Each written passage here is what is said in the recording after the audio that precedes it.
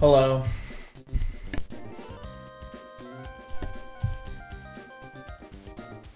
It is I.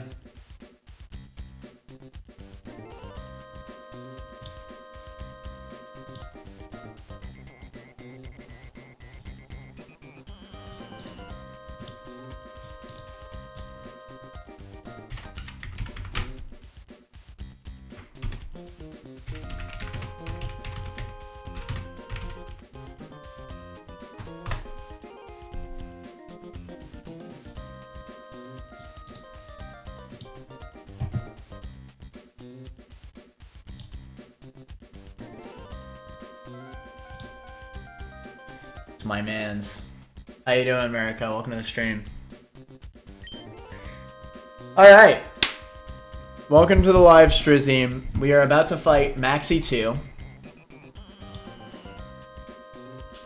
This is one of the hardest fights in the entire game. And I'm using a lot of resources. I prepped the best line that I possibly could. I'm about to show off the team. America, you should stay for this one. You'll be able to see exactly why I love this game so much. We're here. We're here. Maxie 2. Alright, I'm about to explain why this fight is so hard, and then I'm gonna go in and explain my line. Let's see.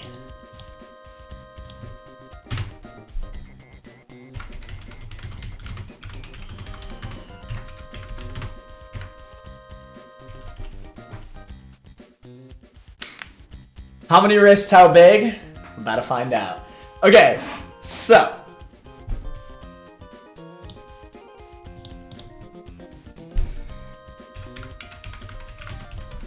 Alright.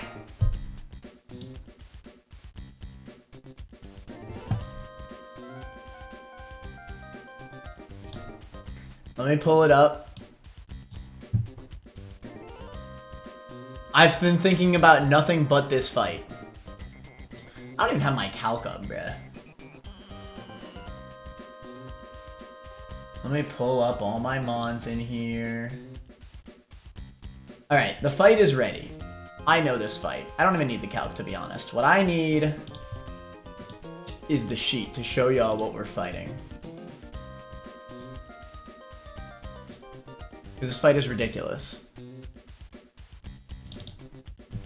So, the moment that I saw this fight, I said, wow, I need to prep this fight, like, ahead of time. I want to say at Winona's gym, I prepped my answer for the lead. So Maxie 2 starts with Mother Trucking Groudon. This is the first Uber's legendary that we're fighting in the entire game. It's freaking Groudon. There's not much else to say. It's Groudon lead. It'll set permanent sun with no way to delete the sun in Run and Bun. This thing absolutely destroys everything in my box, except for one Pokemon. There's one Pokemon, well technically two, but there's one Pokemon that I'm okay with sacking. Spoiler alert, I am sacking in this fight. This is not a deathless line. It's impossible. This fight is impossible to do deathless, at least with my box. I absolutely think it is impossible to do this fight deathless. I need to sack something to this Groudon, because there is permanent Magma Storm in this fight, because we're in the Hell Room. Magma Storm makes it so we are not allowed to switch unless we are holding a Shed Shell or are a Ghost type. The only way to kill this Groudon... Is it Carnivine's time? It is not Carnivine's time. Carnivine is not strong enough. I wish it was. Carnivine is not strong enough. It doesn't do it. Because it gets outsped and dies to Heat Crash. And a Custap Berry with Carnivine doesn't do it either because it's just a roll on Leaf Storm. As you can see. Carnivine does not do it. It's not a guaranteed Leaf Storm kill. There is one guarantee here. And that's with Pyroar. Pyroar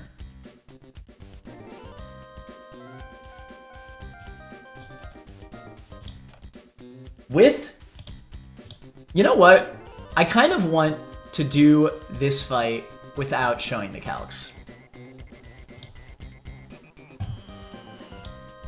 Alright, sounds like it gets smoked by Heat Crash. It does get smoked by Heat Crash. Okay. Surely Run and Bun Deathless has to be possible. It's been done? Has it been streamed? No way. I'm sure it's doable, but no way it's been streamed. Streaming this game is way harder than just playing it off cam. It has been done with Victory Bell, lead Victory Bell, baited only Naganadel Flamethrower. How about that? Anyways.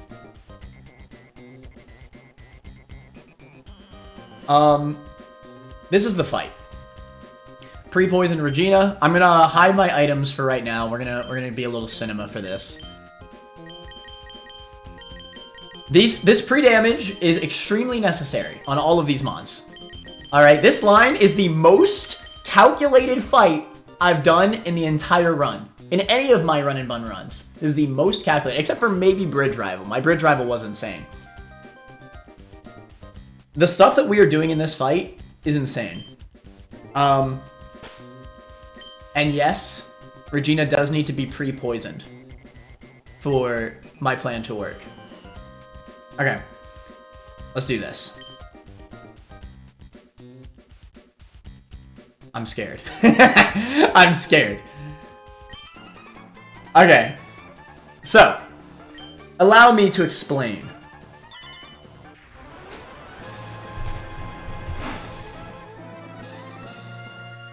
This run could end right now.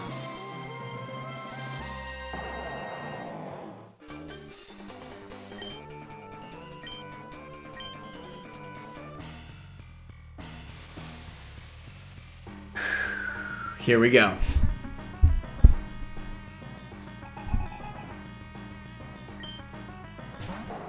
Groudon comes out.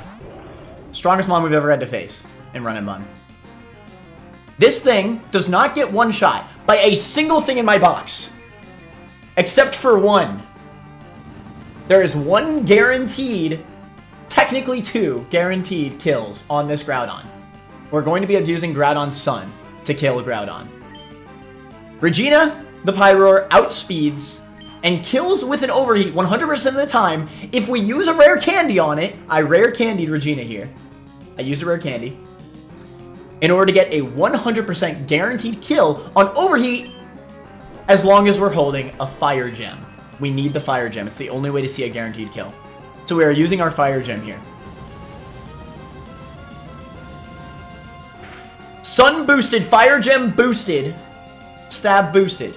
Kills Groudon in one hit, and Pyro outspeeds Groudon.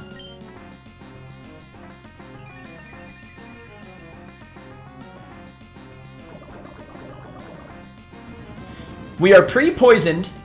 Firestorm chip happens. We get brought to exactly 117 HP. That leads Tangrowth to come out. Now let me explain. Let me explain for a second. I ain't done yet. Tangrowth comes out. You might be thinking why, right? Because we are abusing Run and Bun's switch in AI. As you can see, Tangrowth sees at level 80 Pyroar, Tangrowth sees a singular roll that does 117 HP exactly. 117 HP will bait Tangrowth out because AI sees that he sees a Solar Beam fast kill in Chlorophyll. So it'll always send out Tangrowth instead of Garchomp. This is exactly what we wanted. If we are lucky, he will not get a high roll. He needs to get the absolute highest roll of Solar Beam in order to kill Pyroar right now. And even at -2, with no Fire Gem, we always kill with a Sun boosted Overheat. Because Tangrowth's SpDef is very low. Most likely, we will live this Solar Beam. And Overheat again. For a chain kill. We have a backup if he does get a crit or the high roll. But we got the most likely scenario, making our fight just a little bit easier. Pyroar gets a chain kill because of this pre-damage. We needed to be pre-poisoned, otherwise this Tangrowth could outspeed me and click Sleep Powder. And if it clicks Sleep Powder, it's just GG. That's why we're pre-poisoned.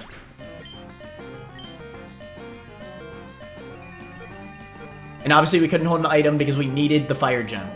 And now Regina goes dead. 07s to Regina. Okay. Now, stick with me here. We need Naganadel to come out, not Garchomp. So we're going to send out MV Karma. MV Karma is faster than everything on their team except for one Mon. And that's Choice Scarf Naganadel. So we're sending out MV Karma. Okay, this should be Naganadel. If it's Garchomp, that's also fine, but it's not. It's Naganadel. Okay.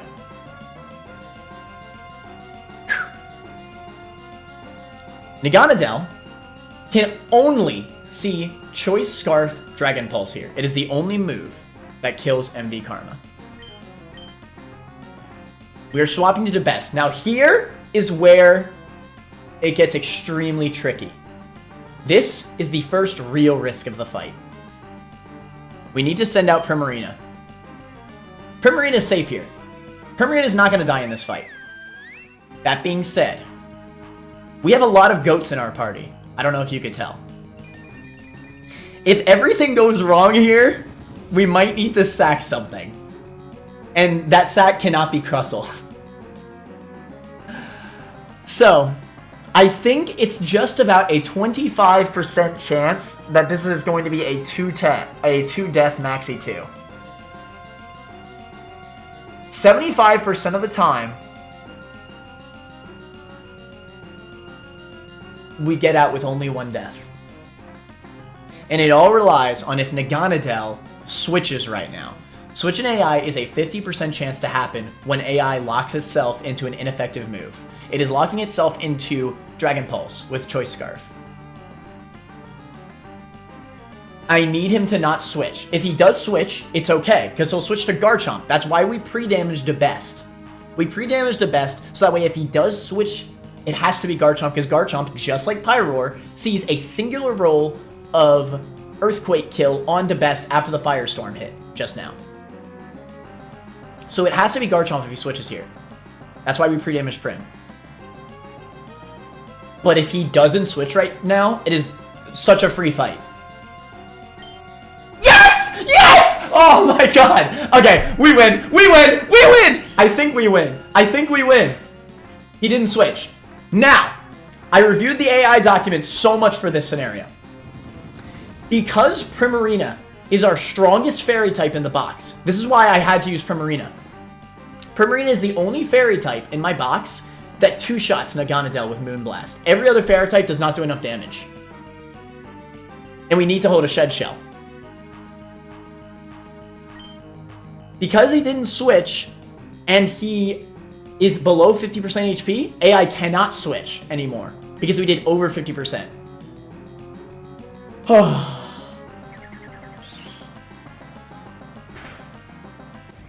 Perfect. Perfect. Now this is going to be Garchomp, because Garchomp should see an Earthquake kill.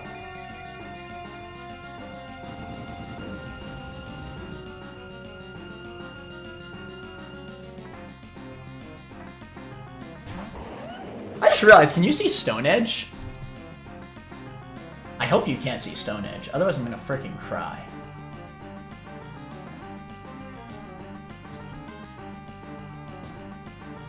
No!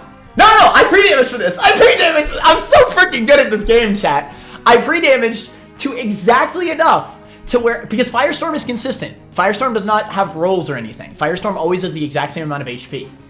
I pre-damaged exactly for this. I am 1 HP above the highest roll of Stone Edge here. So he can only ever go for Earthquake kill. It is impossible to Stone Edge here, which allows me to switch to K. Faraday, the Golisopod, who has Emergency Exit and is pre-damaged to exactly, on the lowest roll of Earthquake, Emergency Exit me out.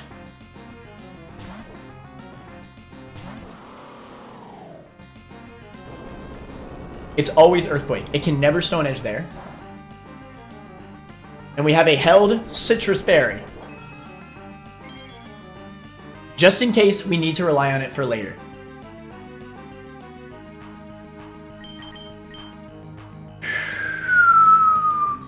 MV Karma is the only mon in my box that outspeeds this Garchomp and one-shots it.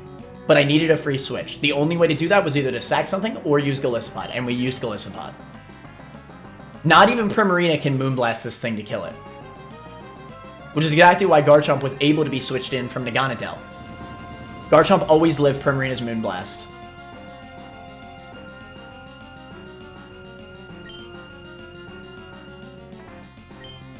We drop a Draco on his head. Stab boosted, life orb boosted is a guaranteed kill.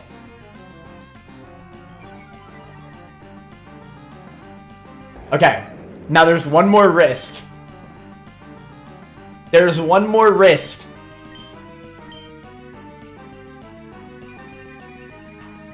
There is one more risk.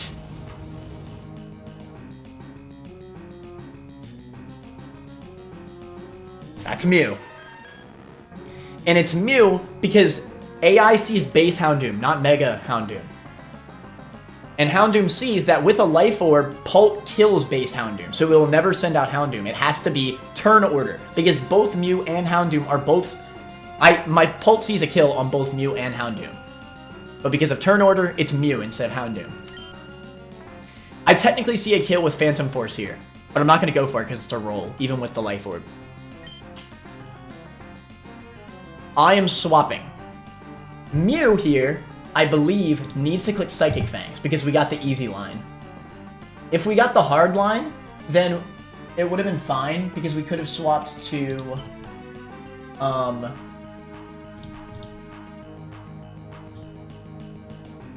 Because we could have swapped to Golisopod, but we might have had to risk a crit. But we got the easy line. This should always be Psychic Fangs. I don't think AI can click setup if it sees that I see a kill. I think it'll always just go for an attacking move. So it should be on guard here on the Psychic Fangs, who is immune.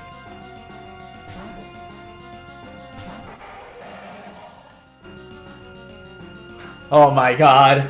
Oh my god. Okay.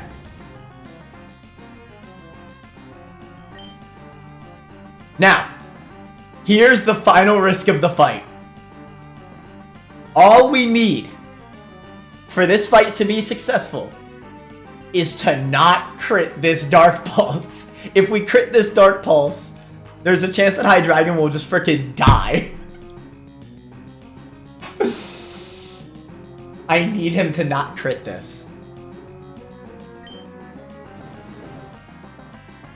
Flare Blitz comes out. The recoil is extremely important on Mew here. Don't crit. Okay. Is this gonna be enough?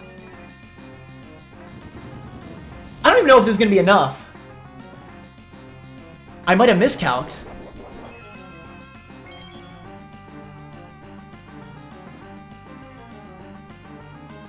Okay, here's the problem. Let's see. No, it should be enough. It should be enough. Because Mew outspeeds me, right? It'll click Flare Blitz again, because Flare Blitz is his only offensive move. He sees that I see kill with Dark Pulse. So I think he needs to Flare Blitz again, which will give me just enough recoil to where U-turn will always kill. We need to kill this with U-turn. If we don't kill this with U-turn, then our line dies, and we have to sack something. This Mew outspeeds me. It should always click Flare Blitz. It will take another 7%. And U-turn does, without a Life Orb, 30%. So -7. It's close. But I just gotta go for it. I think maybe if we get a low roll on U-turn, this is possible to still ruin us. We need to kill this with U-turn, though. It's the only way. Do it. Get a high roll on me. No!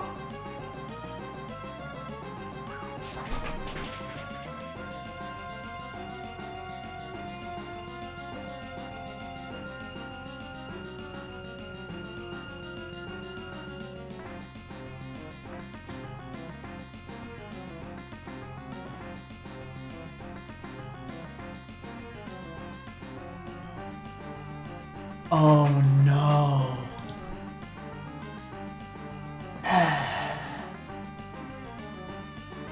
Okay. What do I do? What do I do?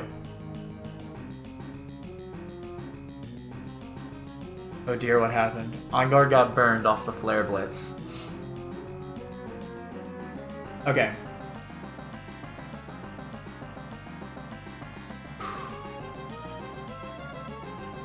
Calm down. I might have a way to do this. I need to bait Flare Blitz. But I need to bait only Flare Blitz. At 110 HP, how much can Hydreigon take from a Flare Blitz?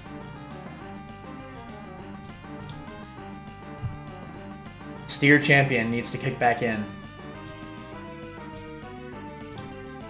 Alright, we have to assume that he doesn't crit. It's the only way. I need him to Flare Blitz again.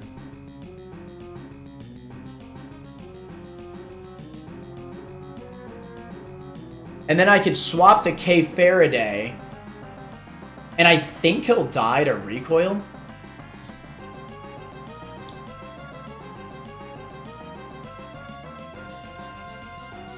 Hydreigon was not pre-damaged. Hydreigon needed a Citrus Berry in case of a backup. But the backup wasn't necessary. I don't need Prim to deal with Doom. I'm using Crustle to deal with Doom. Prim cannot handle Doom. Pult not chain here. Pult cannot chain here.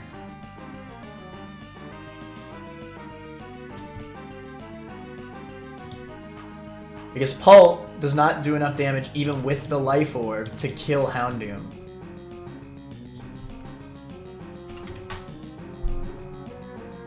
Houndoom is a lot bulkier than you might think.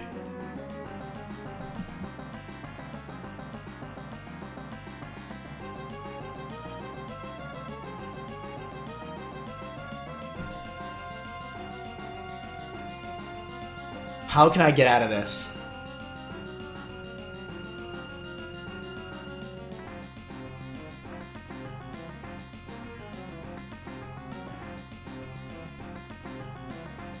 I need to bait Psychic Fang. I think I see the win con, but it's scary. And here's another thing. Could Mew just die to Flare Blitz?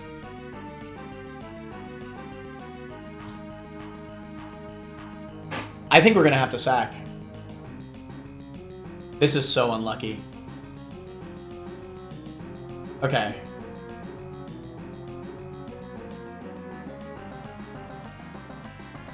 Well, maybe he could die to Flare Blitz. I don't know how much... Okay, can we calc this somehow?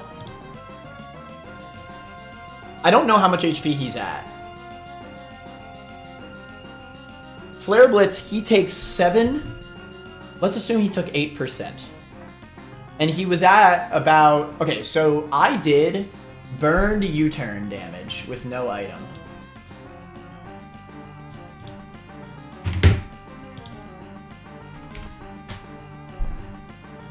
So, 15 plus 8.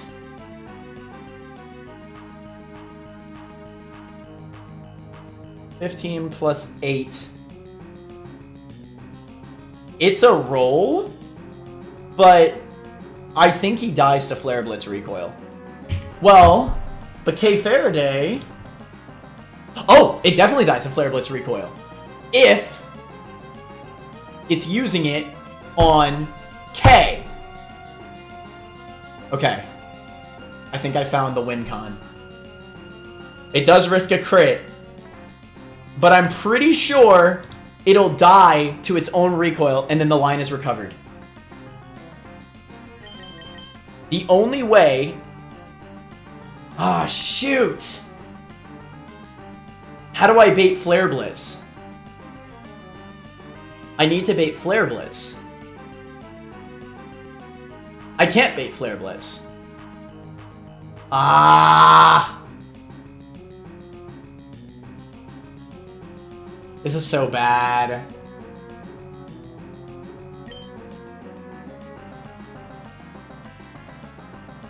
Wait, I might have a way. No, I can't, because I can't hard swap on guard.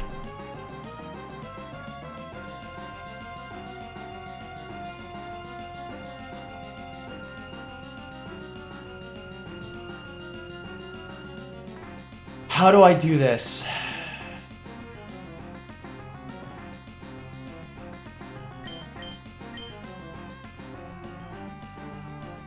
I can wait for the ads. I need to think. Psychic Fangs. Okay, if I swap to the best, who has a Shed Shell? If I swap to the best, I'll be baiting Psychic Fangs.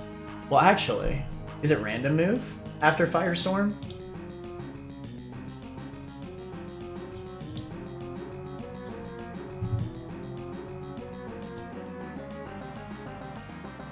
I don't think so. I think it has to be Psychic Fangs. And then I swap to Hydreigon on the Psychic Fangs. The problem there is that then he'll die to Flare Blitz, and I won't get the U-turn off, and On Guard will die to Houndoom. And I really don't want Hydreigon to die.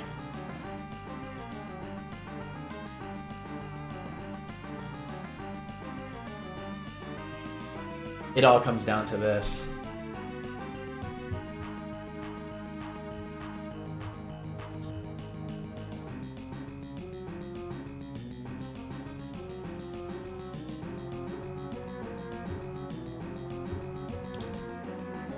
The best needs to bait Psychic Fangs.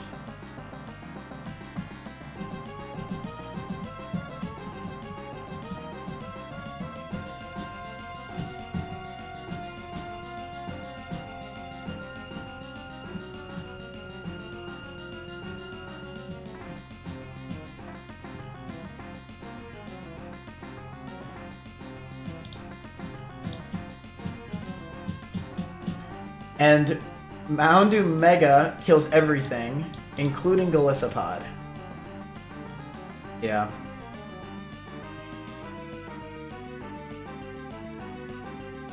This sucks. That burn means I think I need to sack Golisopod. And Golisopod's like one of the most important mons of my run.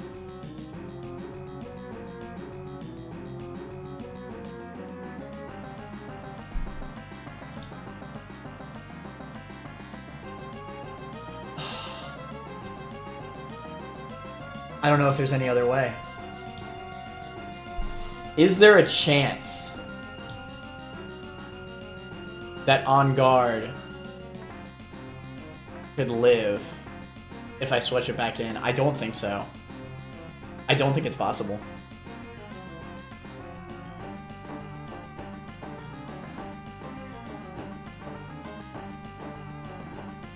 There's a slight chance that if I send out MV Karma, that Houndoom will go for Destiny Bond. But that won't happen, that's fiction.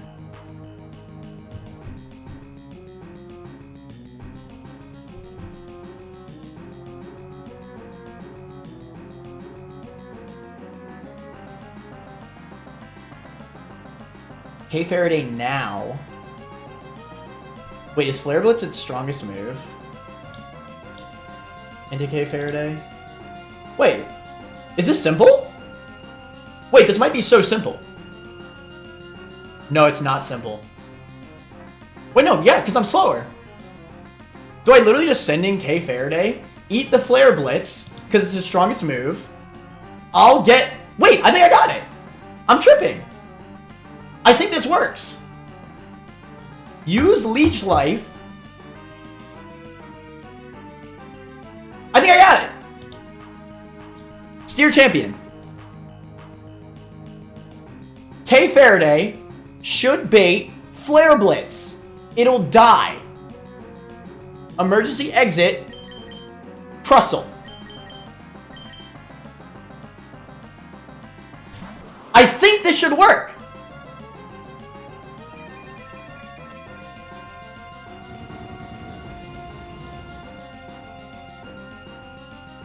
We're just out. Please tell me this works. Please tell me this works. We are not using a priority move. We need to be emergency exited. We're using liquidation. Is there a world where he could soft boil? Because he doesn't see kill. But he sees that I kill him, right? So I don't actually know.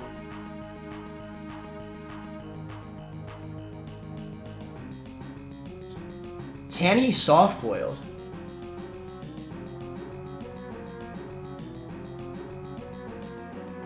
Another question, chat. Does anybody know if Magma Storm will emergency exit me out?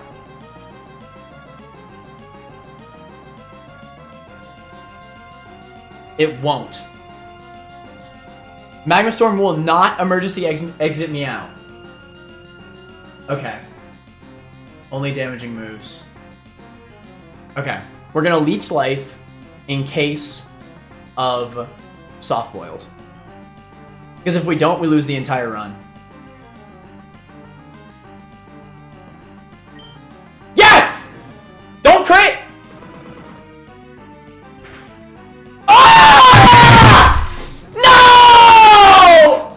Ah, come on, man! Ah, I just needed to dodge one more! No!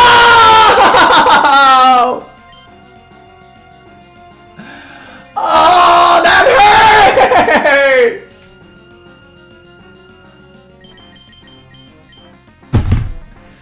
No!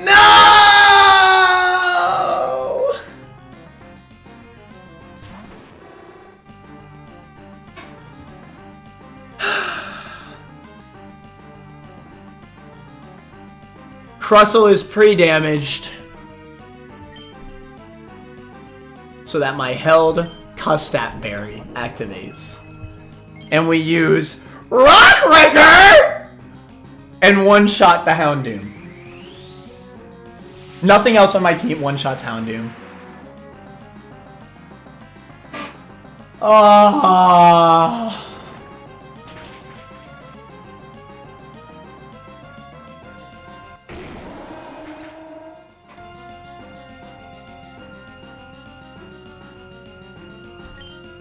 The crit back, the crit didn't matter.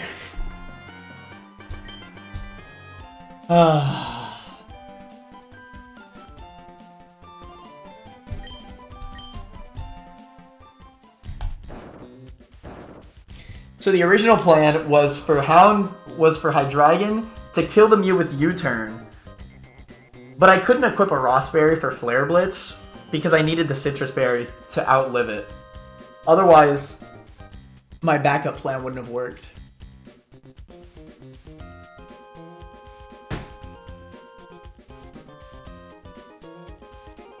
Go on a rant about what just happened.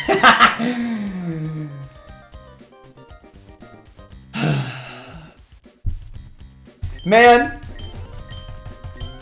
What the hell just happened, bro? Oh my god. Don't get me started on what the frick just happened. What the frick was that? I made all these preparations, these little minute details, like pre-poisoning, pre-damaging to exactly 175 on Pyroar so I could get the chain kill on Groudon and Tangrowth with just Pyroar. Made this perfect line. Well, it's not perfect, obviously, but this line was perfect.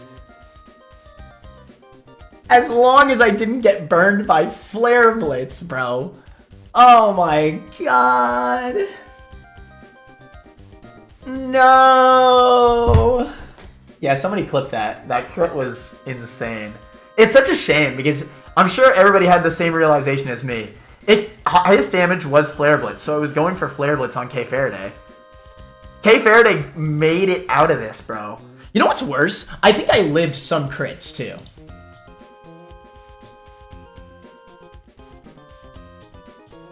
Maybe I didn't. Maybe I didn't. Either way, that is so unfortunate. That is so unfortunate, man.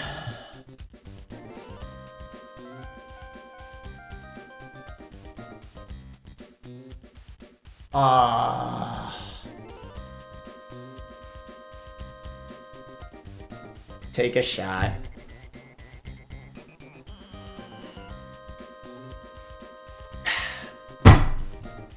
Now, in a perfect world, I mean, we couldn't pre-status on guard.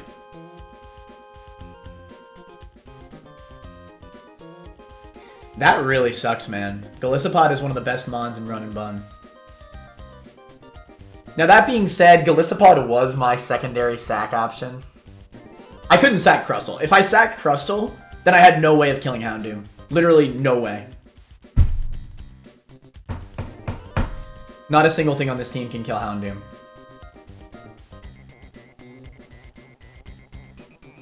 And I think out of these 4, I'm sure some Run and Bun runners will disagree with me, but I think my specific Golisopod was the most sackable. My Golisopod kind of sucks. 0 HP and 0 defense, 3 SPDF. You really need that bulk. I haven't been able to bring it to nearly as many fights as I would have liked. But still, that emergency exit ability is just so OP. And it could have been OP. It could have saved me there. But I got crit, man.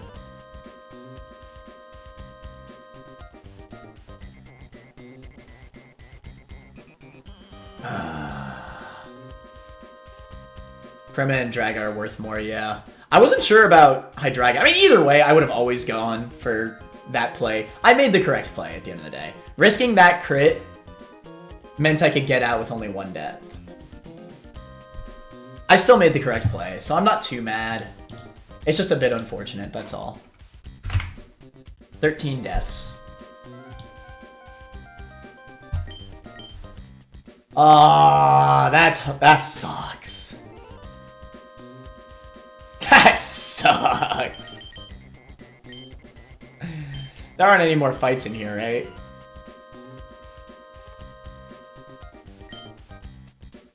Oh my god.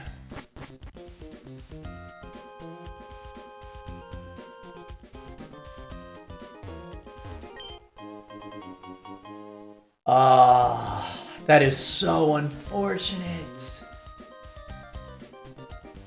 The burn into the crit, too. That's... let me just continue my rant. What the hell? I got 10% burned immediately into the Flare Blitz crit. What the fudge?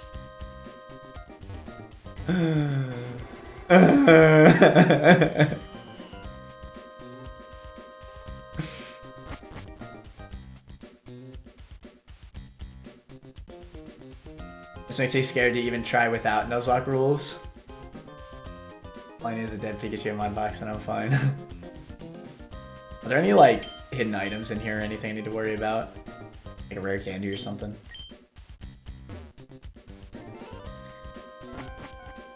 I'm doing a Run and Bun 1 death reset sandbox for my casual adventures. That sounds pretty fun. What, like choose your encounters, I assume? That sounds like a lot of fun.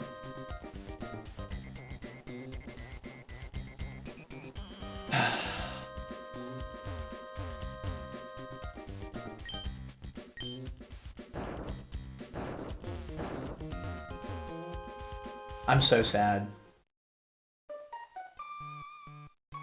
Now you get to do Aqua Hideout, have fun. Let's do Aqua Hideout, chat. Oh my god. I am still happy with my line. I'm telling y'all right now, last night, I swear I was searching for this line for like 4 straight hours. Dead ass. And that was the best that I could come up with.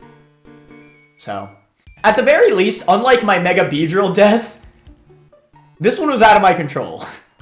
I still feel like I made the best plays, so at least there's that.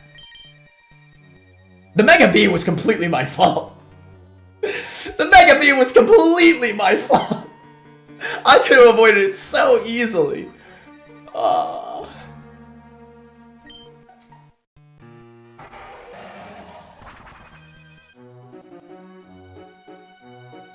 Still doing first encounter, but having access to unlimited scales.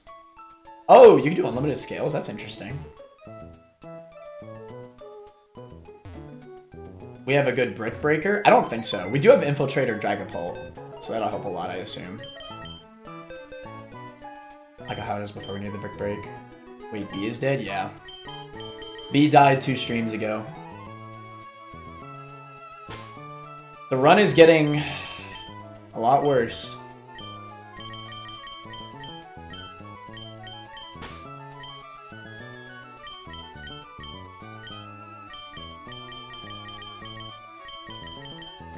Nah, we gotta keep him next to B. Pyro, I gotta say, you did freaking work. You killed 2 of the mods.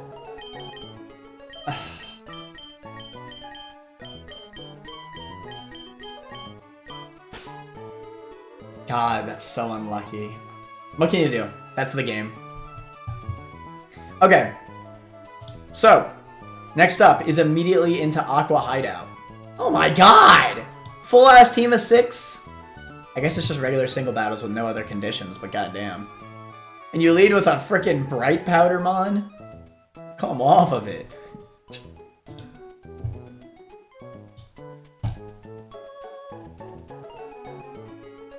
To be honest, I don't have a good Brick Breaker.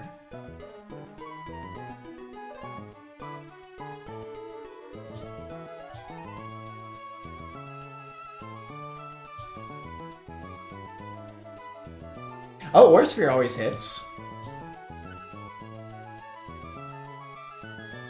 Oh, is there any level cap? Maybe I gotta spend some time leveling up.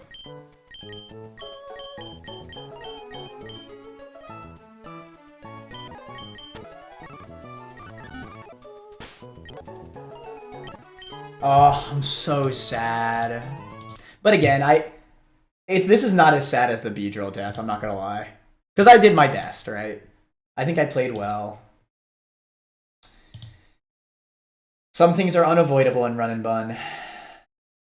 Sometimes it be like that. I mean, hey, 2 death Maxie 2. It could be worse. Let's see. What music are we playing?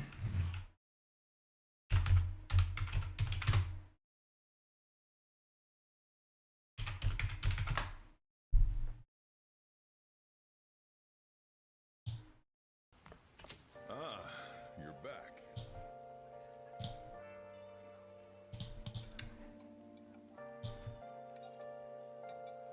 Gets to deal with Matt. Ay, ay, ay.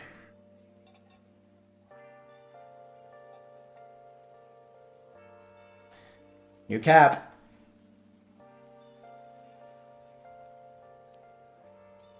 Man. Shout out to Maximilian, by the way.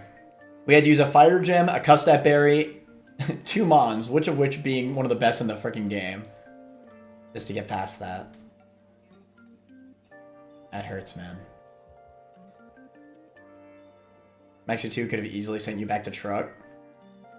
To be fair, that's why I liked my line. I knew from the start, as long as I didn't get greedy, which I didn't get greedy, I knew that if Golisopod got crit, then I could just send out Crustle and the line continues as planned. But damn, does it suck that I had an out condition and just to lose it to that crit, man. That is so unfortunate. Wonder if I should, nah, just level it up. Oh, that reminds me, we can finally get our Electrode encounter. We delayed the Electrode encounter for this hideout. How can I stop explosion? Unfortunately, I don't have a Dampmon. I think I'm just gonna chuck a Quick Ball and Prage. I don't think I have another way. Oh, definitely keep this under leveled.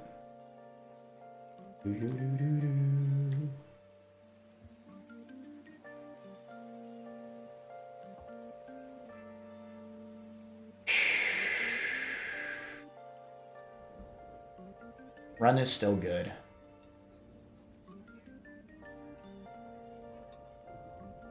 And we got past one of the hardest sections of the game. Chat, what would you say is the absolute hardest section of Run and Bun?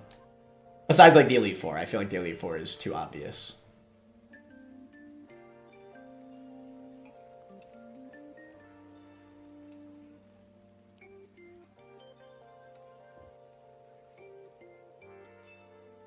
You know what? At the end of the day, I'm just glad to have made it even further, you know?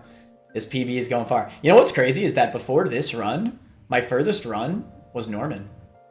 So, I'd say we're doing pretty good for our first time in this section. Is this cope? Maybe. But we have Goat Bow Pass. What could possibly go wrong? I like how in the Run and Bun Discord, how somebody said, I like how you just have the 6 strongest mons in your box casually. And in my head, I'm thinking, so Probo Pass is one of the 6 strongest mons in Run and Bun. Yes, Probo Pass.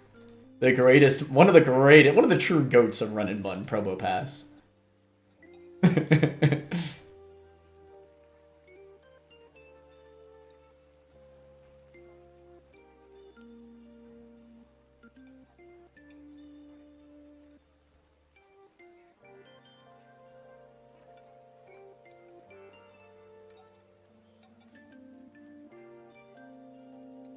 Laysai.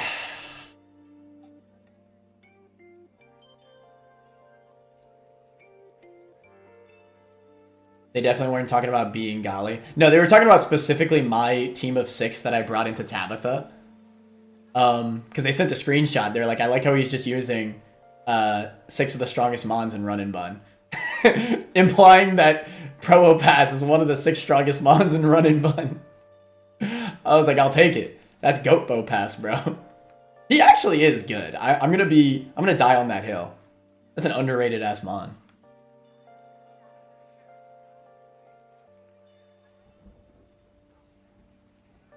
Beedrill as well, top 3 mon for sure. Yeah, definitely. That's why it hurts, man. I mean, we can still make it, I think. But damn, man. This is gonna get a lot harder. We don't even have Galissapod for Tate and Liza.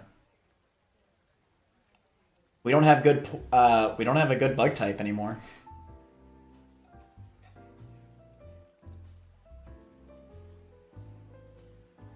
We might not even be able to pull off the heist anymore. I don't know if it's going to be possible. One new bug megas in DLC? For real.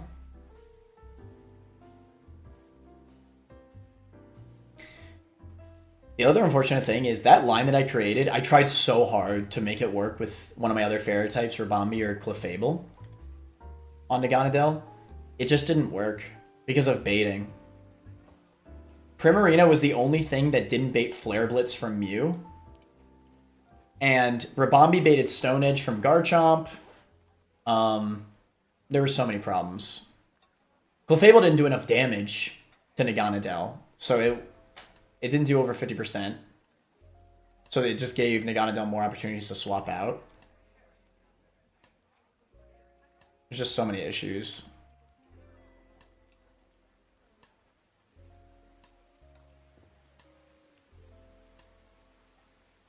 I think you still heist. No Gali, no B. I mean, obviously I know I have Keck, which is like the main thing that I need.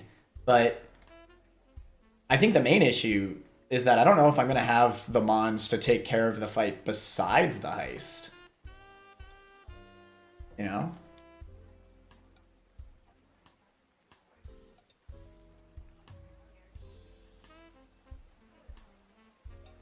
Heist really comes down to PP stalling the Hoopa. But it's outside of that. Like, do I have the options that can finish off the rest of the fight? You know?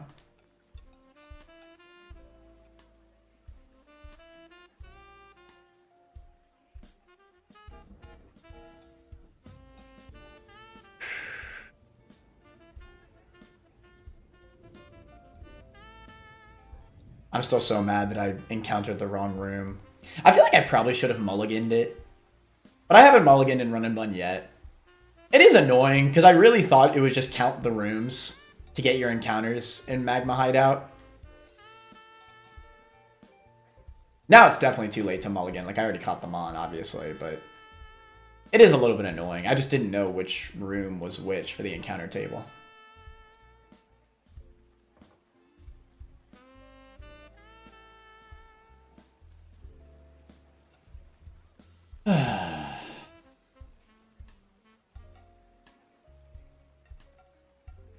Bolt and Dry are really good for it. That makes sense.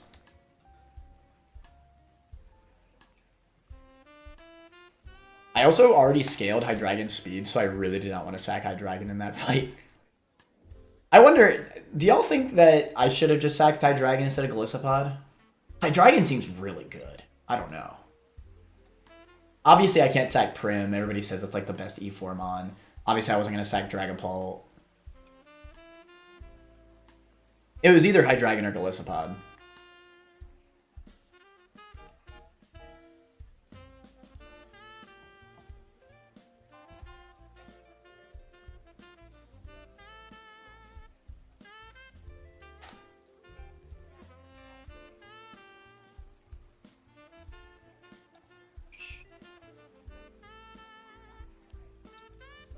Because of the stats, you could argue I'd probably sack the dragon. A dragon? Really?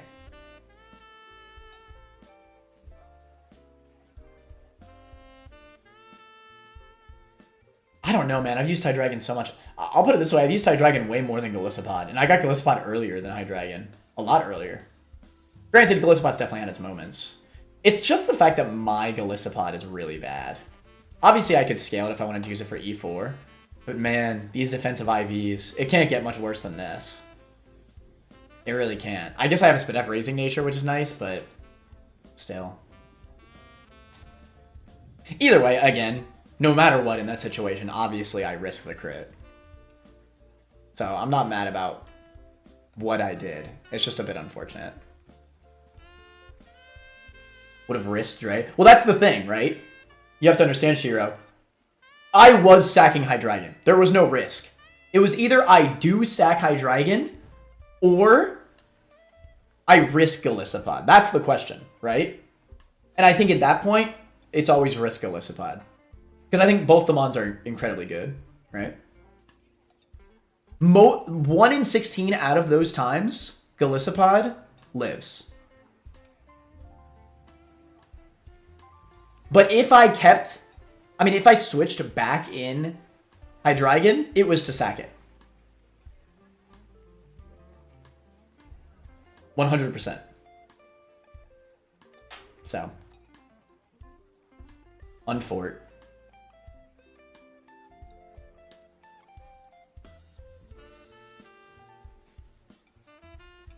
Alright.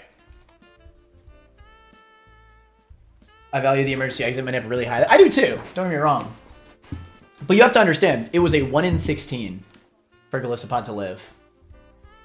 For everything to live. Or a guaranteed Hydreigon dies. I actually think I would argue as well that Golisopod's better than Hydreigon. Like, that's not really the question to me. But yeah, like everybody hell, most people consider Golisopod to be the best encounter in the game for good reason. But again, it's not like Hydreigon's bad. Hydreigon is probably also an S tier mon, S tier or A tier, and it absolutely would have died. No doubt in my mind. Okay, I'm hoping that we can pull off getting the Electrode. We're not going to worry about that right now, though. We're just going to focus on this right now. Damn! Life Orb Draco actually kills Persian. I'm sold. Let's do that. What? My Infernape doesn't even outspeed. Bro, Infernape, you've fallen off. What happened? That being said, Infernape's really good in this matchup. It has Vital Spirit, so it can't be put to sleep. It eats every single one of these attacks for free. And it could even win the speed tie and just not even get damaged. So I might actually do Infernape if I need to pull it for something else.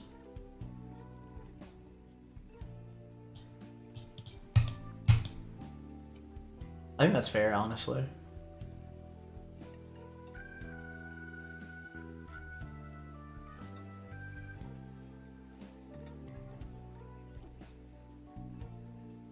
Over to crits, risk to think otherwise lately, yeah.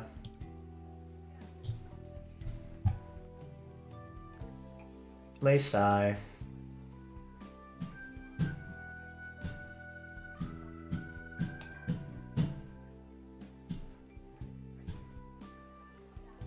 Listen, we have goat bow pass, so what could possibly go wrong? All right, so we're gonna overheat. We'll lose attack. Then it'll never be Pangoro. It'll never be Bouffalant.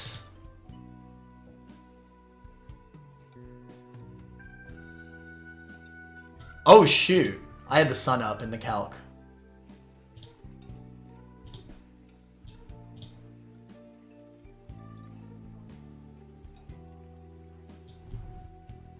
With a life orb.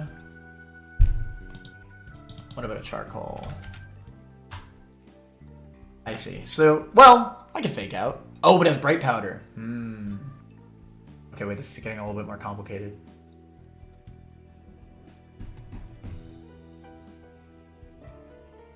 Could I run wide lens?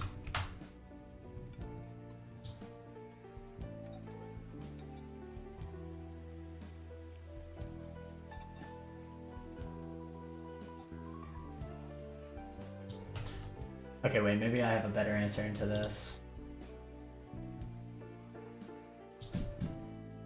With a life orb. I can't realistically do this, not when this thing has play rough.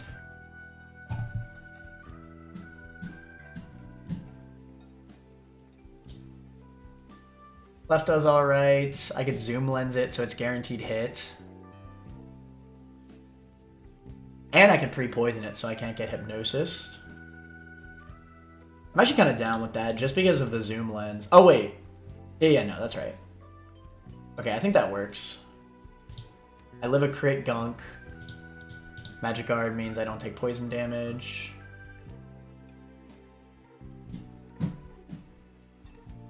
Okay, I guess that works. Safer play. So Zoom Lens Clef leads.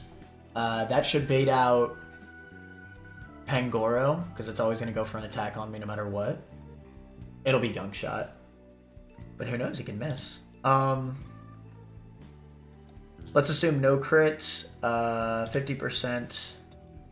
So yeah, it's going to be Gunk again on Pangoro. It has a Quick Claw. We could actually swap for once, can you believe it? Well... we can need a Gunk and then Retaliate.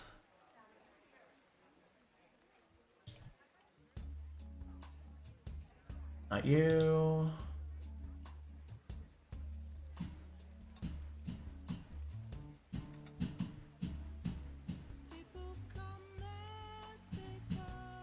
Well, I could just use Goat Bow Pass to bait the CC.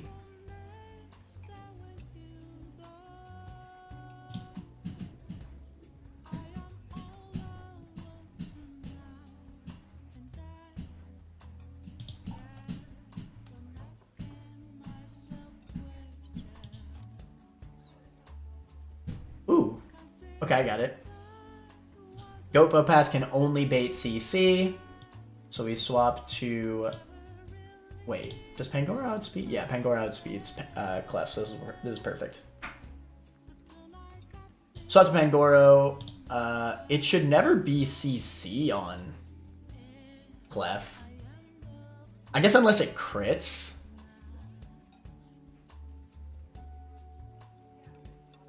Yeah, I guess if it crits the Gunk, it can. It also has to get a high roll.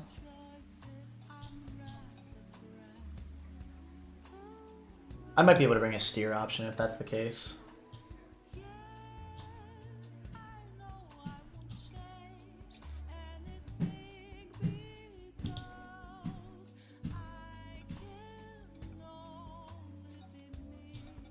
Alright, bait the CC, switch to Rabambi. Oh, but it has a Quick Claw. That doesn't work then. Shoot. Yeah, this is hard.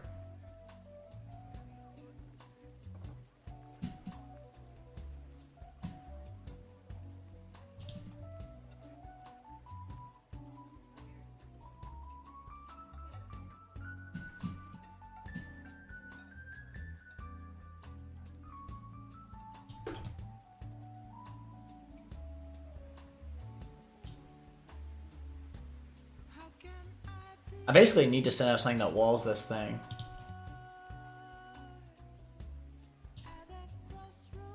Yo?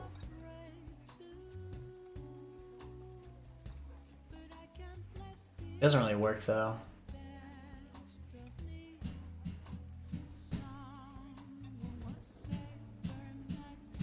Maybe if I baited specifically Stone Edge, I could send out Metacham. Oh, how about this?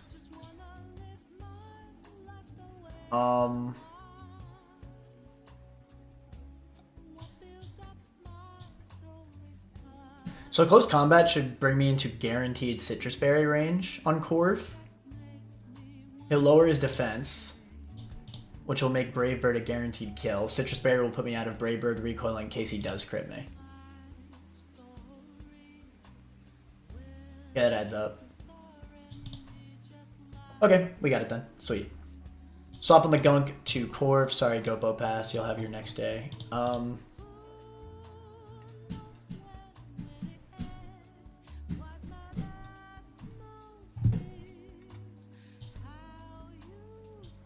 We are going to assume...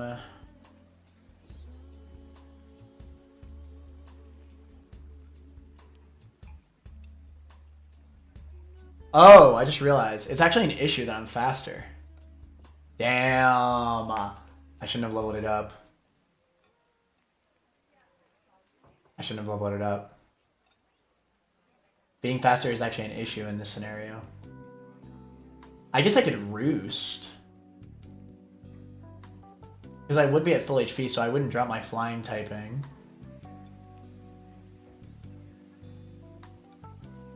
That wouldn't work though. Damn. That's a shame.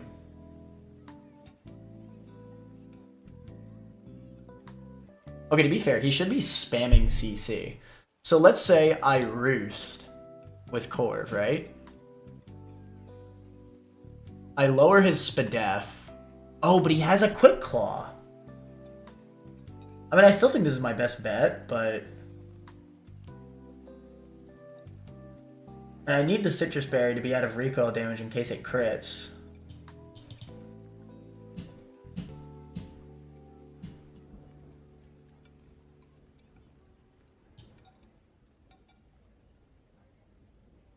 I can't afford to pre-para.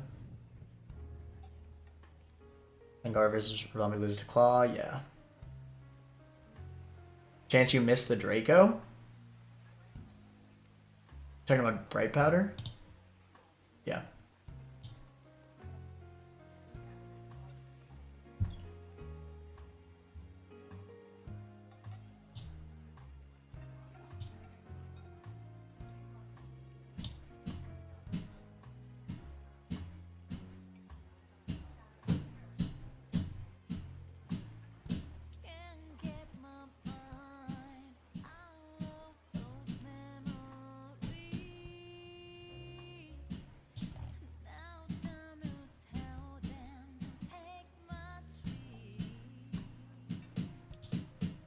Damn, I can't believe that staying under leveled would have saved me here. I really threw. I'm too fast. Okay, let's say we get the fast Brave Bird. What happens? He lives, but on very little.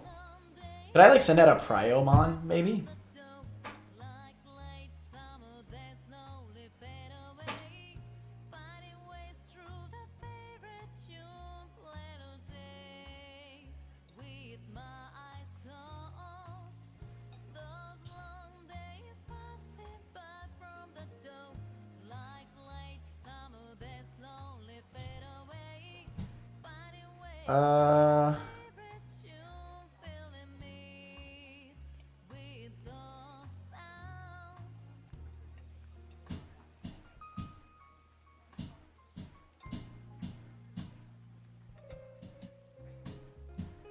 He lives on very little.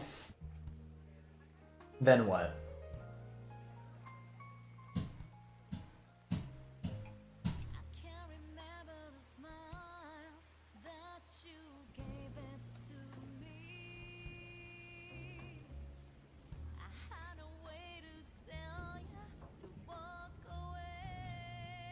I mean, I just need a prio.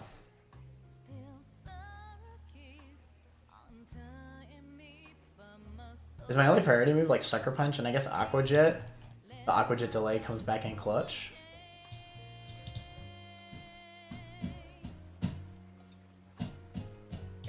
I send in Pult on CC. Oh, it is Scrappy! Fudge!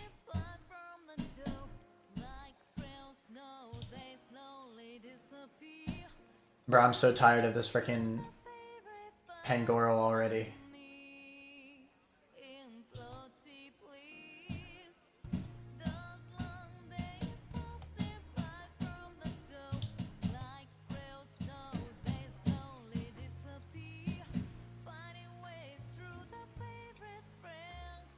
I feel like baiting Gunk Shot is my best bet, though.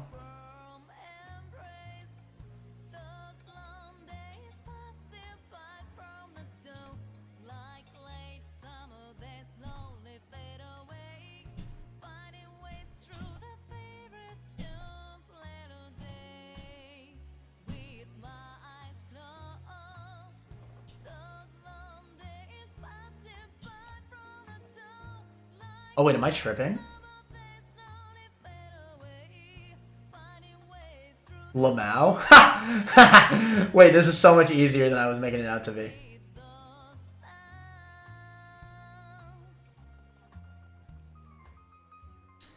What I might do is I might pivot through Corviknight if I can afford to, but I don't think I can, honestly.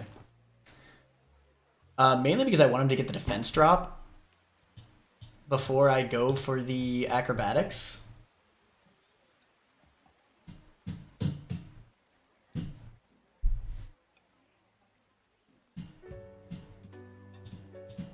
And I can't get poisoned by close combat, obviously, is nice too. Okay, so theoretically, we swap on Gunk into Corv. We swap into Gliscor. This also gives me a backup in case it does get the original Gunk Shot crit on Clef. Because I could just hard swap to Gliscor on Pangoro if I really need to.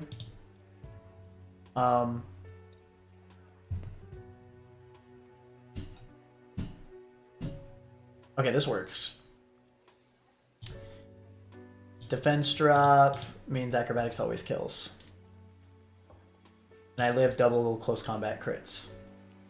Perfect.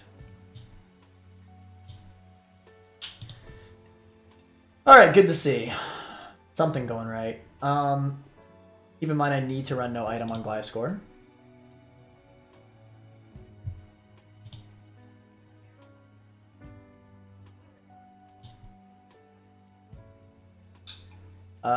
What comes out on Gly?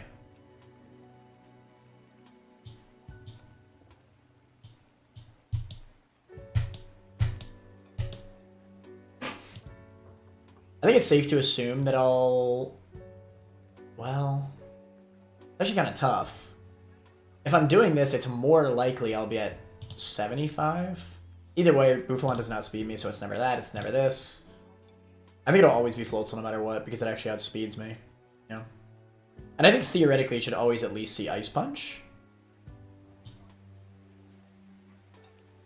I guess there's a chance that it could be Kingler.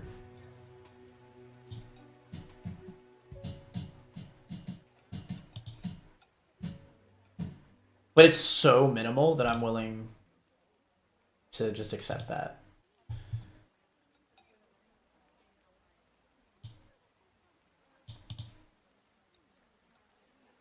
Actually, it would be Graplocked before it would be, what's it called? Kingler. Either way, that's fine. Let's assume it's Floatzel. We hard swap on the Ice Punch. It technically could be Liquidation. Keep that in mind. Ooh, I really love Walrein here. Walrein's great into this. It does have a focus band, but Walrein eats so well that I think I'll be okay. Power Punch is something to keep note of, though.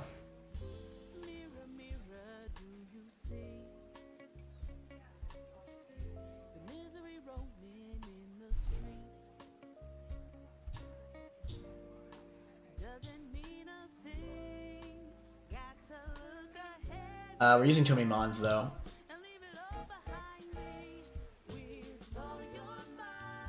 Let's assume we're at 50%. Well, more realistically, we'll be at like 25.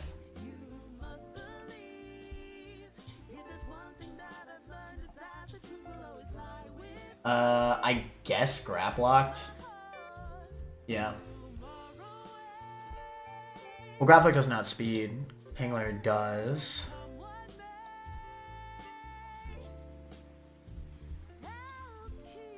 If it's Kingler, yeah, let's see Rock Slide. That makes more sense. What do we swap into on Rock Slide?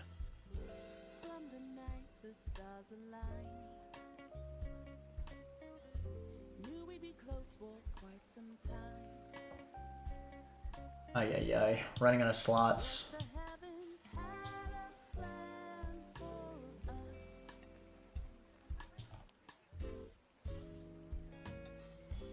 This is really bad. What the hell is that? Do I do? I live liquidation and rock slide crit. Kind of hard to argue against this. We haven't used Eldegoss in a long ass time, goddamn. Alright. And then we leave Storm.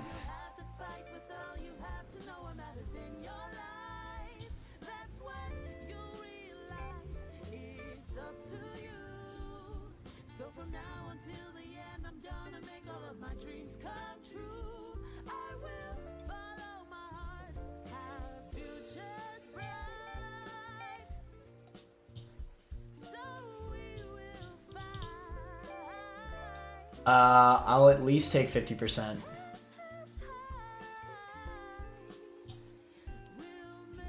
Meaning it'll always be at least head charge. And I'll be there.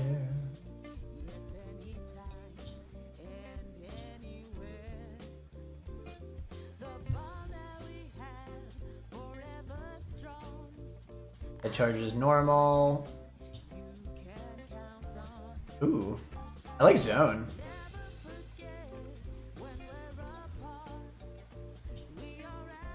Metal coat. Metal coat double flash cannon.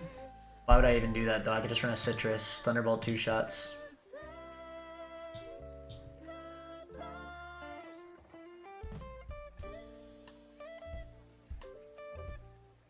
Yeah, zone is just pretty damn good here. I can't really swap into head charge on anything else, so.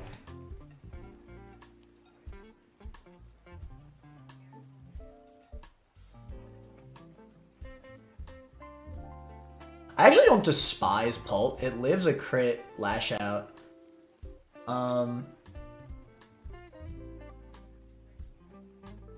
But I think I prefer zone.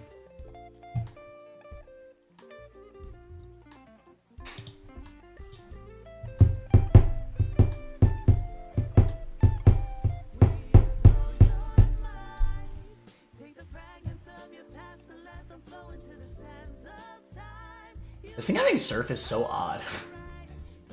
Like, I wonder why. Water gem surf. Alright, final mon. It'll be grap locked. It'll be clicking revenge.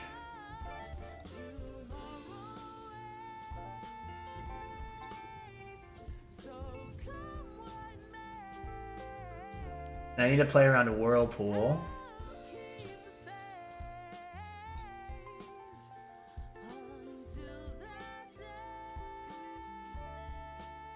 I wish Clef had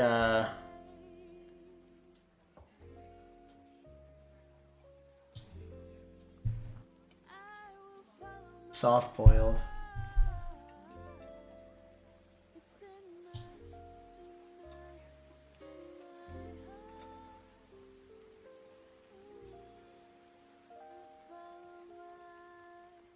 To be fair, Corv should be at, I think, it'll be at basically. Wait, yeah, it'll be at full HP. It'll just flat out be at full HP.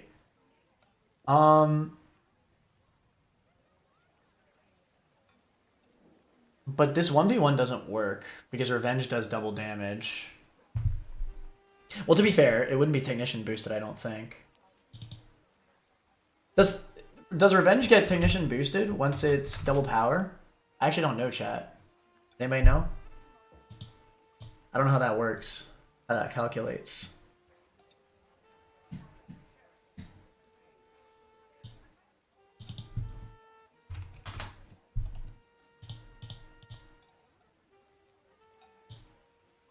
Yeah, because it's clearly not calculating it here.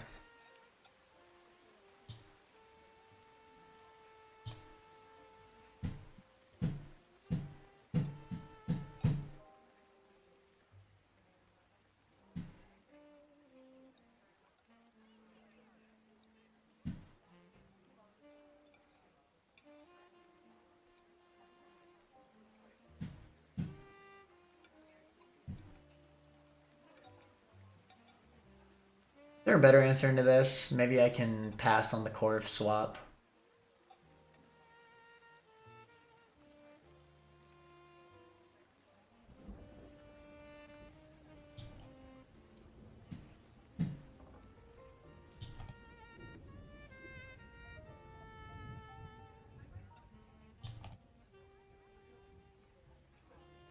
To be honest, I don't really have a better answer.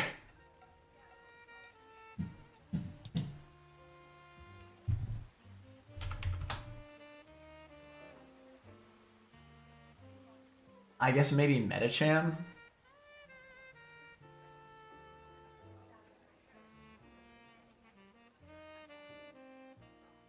Because theoretically, I should be able to swap Zone in. Yeah. Zone's the same thing as Corv. I should be able to swap in Zone in place of Corv. And then reuse it later, because it'd be at full HP. Zone on the Gunk. And then it'll always bait CC. Swap to Gliscor. That should work. Okay, so I could bring something else for Grab Locked.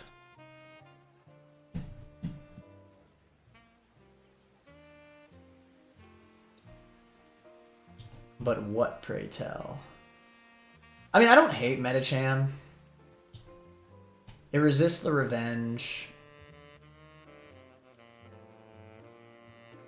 And then it just flat out outspeeds and one-shots with Life Orb. Yeah, it doesn't have like Quick Claw or any bullcrap.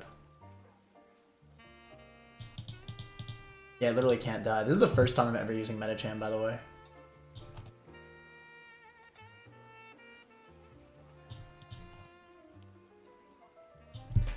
With a Life Orb. Okay, cool. Let's do it. Alright, we got a team.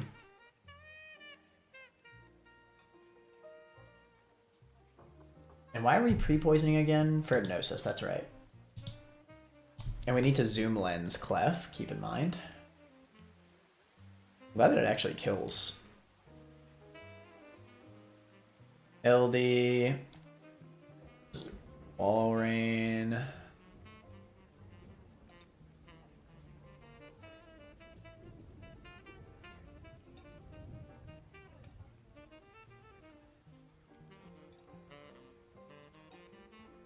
Have it.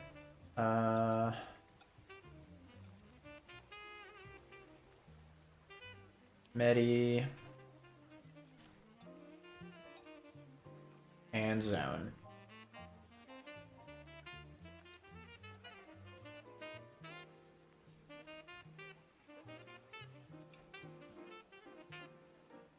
Oh wait, what the hell? I need Gliscor. No item, by the way. Very important.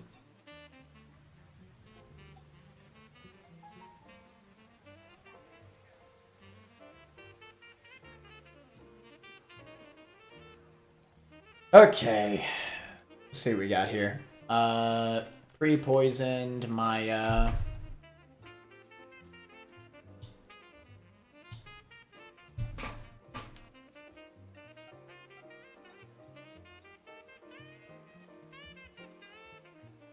You need a zoom lens. The bright powder.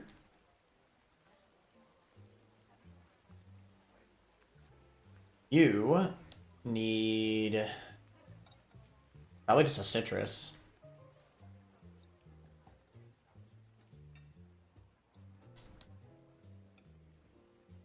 No item. You could probably just take a citrus. I think that's fine. You could. Oh wait, no. You actually need a never melt ice. It'll give me just one more opportunity to kill through the focus band. And you will take...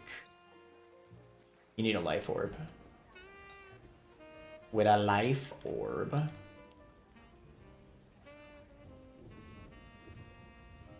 Okay. I think we got it. I don't even know where the hell this hideout is. Oh wait, yeah, I do. I'm a dumbass. Alright. Now this electrode encounter that we have in Magma Hideout, it can just flat out explode. But trust. It'll be fine. It'll be fine.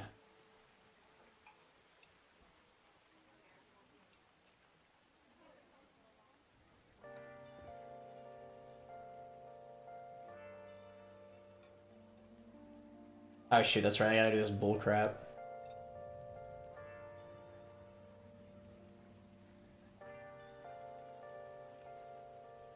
I feel like everybody does this, right? In Emerald.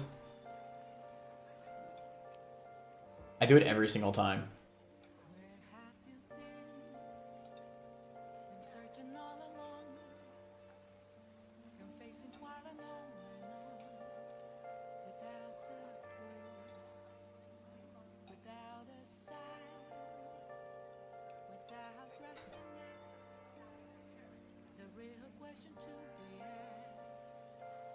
Alright. There shouldn't be any optionals, I don't think. I hope there's no items in here that I could potentially miss.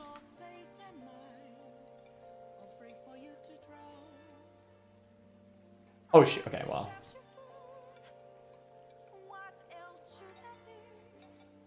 Alright, let's Moonblast.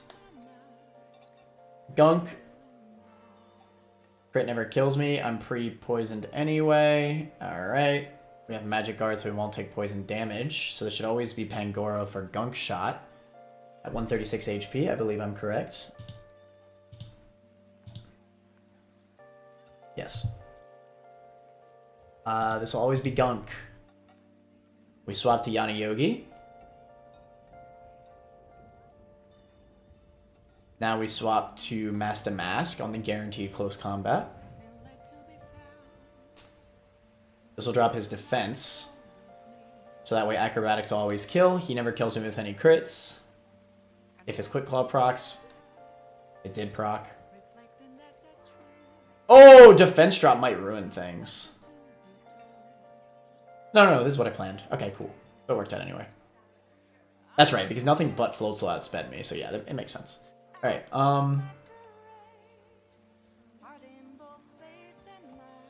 I guess the problem with it is that now this is basically random move.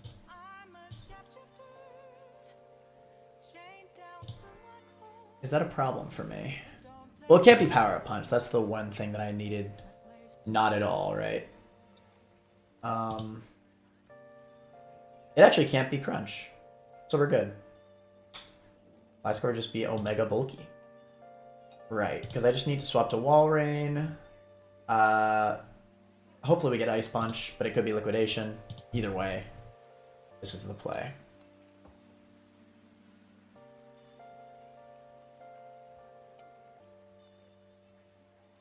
Unfort. Backup plan, no defense drop. Thank God. Backup plan is we use Eldegoss. But hopefully we won't have to resort to that. We're going to Freeze Dry, Never Melt Ice boosted. Hopefully we get no Focus Band proc. Crunch comes out. I prefer that over Power Up Punch. That's lucky. Nice. Okay. Kingler, as expected, it's going to be Rock Sliding. 173 HP. Yes, it needs to slide here. Guaranteed. We are swapping to LD, who lives a Rock Slide crit just barely. And then we'll outspeed after Cotton Down in one shot with Leaf Storm.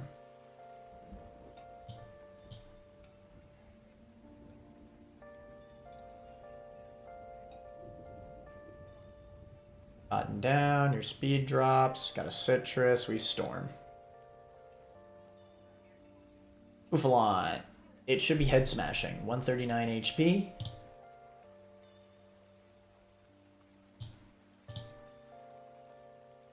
Correct. Not head smash, head charge. It is only ever head charge, so we are swapping to Magnezone.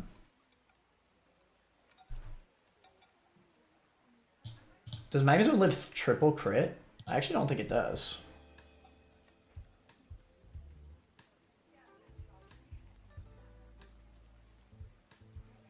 We get head charged, we take about 25.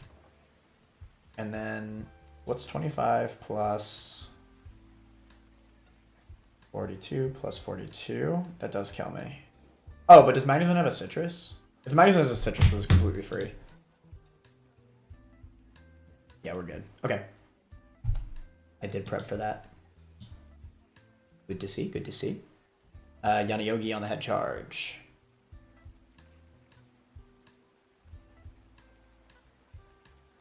Isn't it nice to actually be able to switch again? We double T-Bolt. Citrus puts me out of range of crit.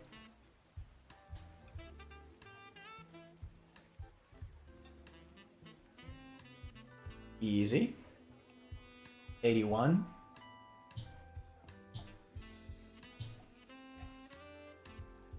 Thankfully, Magnezone's an absolute beast. It technically could pay back here.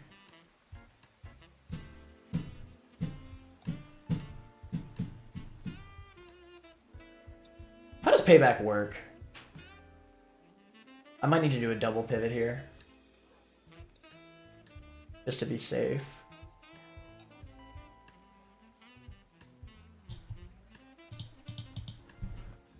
Payback. Pokemon.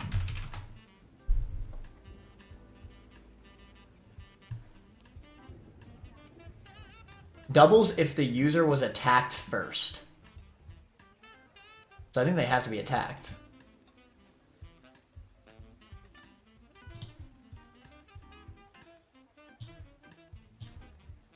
Either way, because it wouldn't be Technician boosted anymore. Actually, Medicham does still die to payback. What the hell?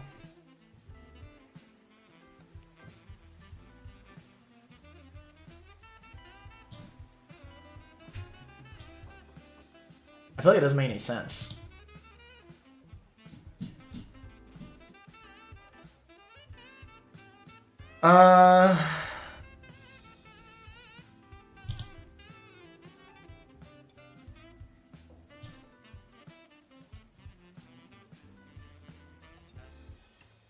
What if he Whirlpools right now? Well, he can't, right? I feel like he'll go for slow kill over Whirlpool.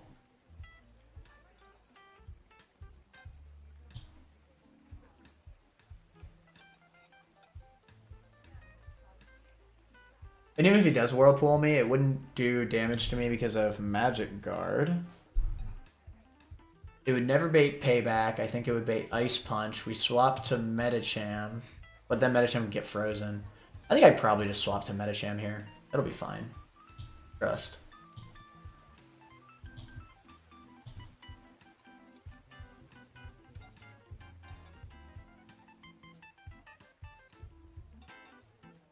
Easy.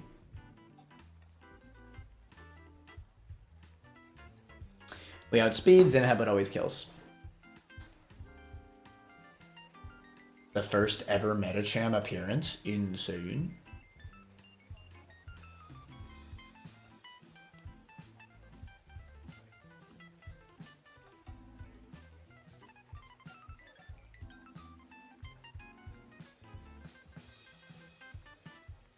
Alright, let's keep it going. Oh god, Superior here.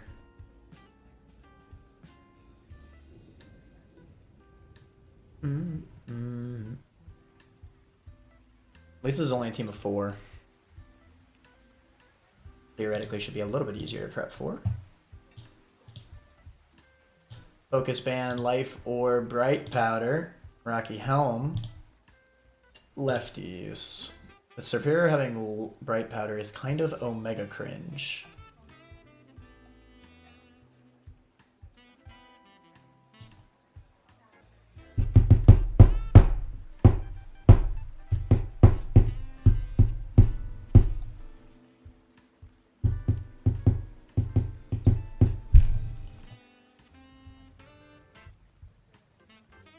How does Turtonator do into Superior here? It can never be crit, and it would always bait Dragon Pulse. Keep in mind, though, that he's probably going to get a Leaf Storm up. Yeah, he'll just kill me. Theoretically, I'd probably be fine to just send in Infernape, Wide Lens. The problem is, though, is that if I swap on a Leaf Storm and then I get really unlucky, if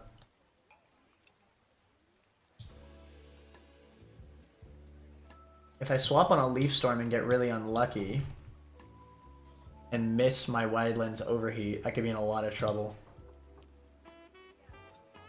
It's only a 1% chance to miss, but on Infernape, I don't think I can risk that.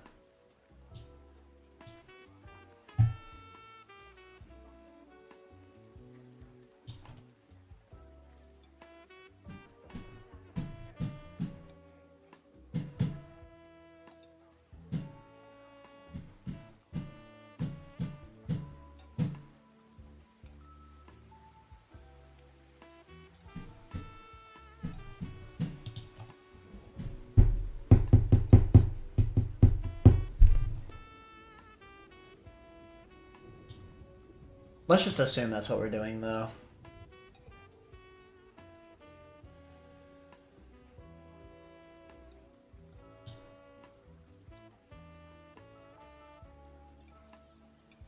We could actually lead Infernape and just Sky Uppercut here.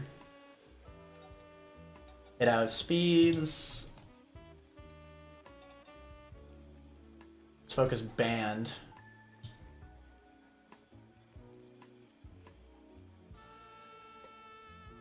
Anything else that outspeeds and kills? Not really. Actually, yes. Mega Lopunny does. Fake Out Return. So that's an option.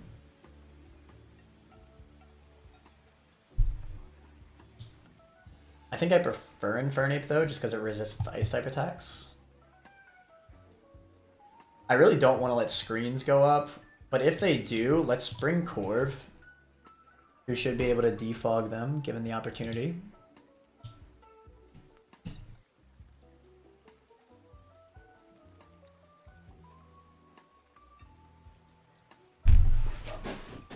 Really don't want Cry to go for those screens.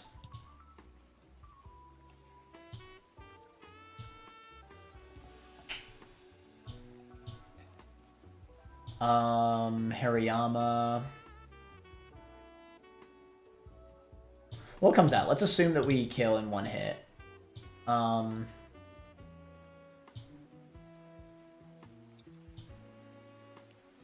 Nothing outspeeds Infernape. It's obviously not going to be Superior because it dies in one. I think it's just lineup, honestly. So it'll be Hariyama. Because it doesn't die.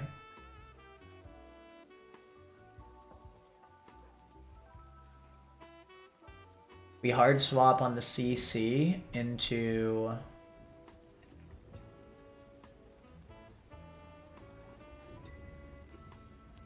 I don't know, Pult, I guess, makes sense. Maybe I want him to get the defense drop, though.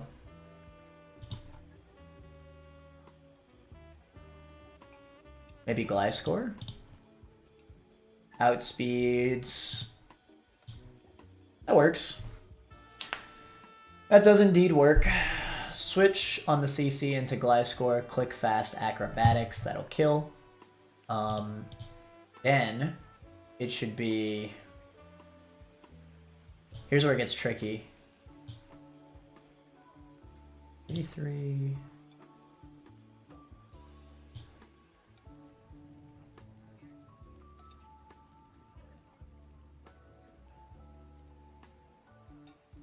This is where it gets really tricky.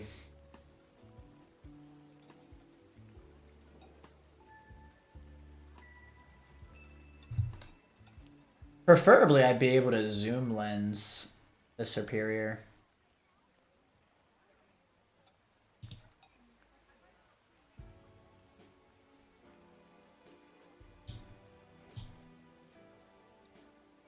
I guess I could risk a crit on Carnivine.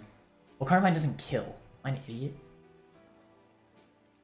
I guess I could knock off the Bright Powder. I don't want to spend that many turns, though.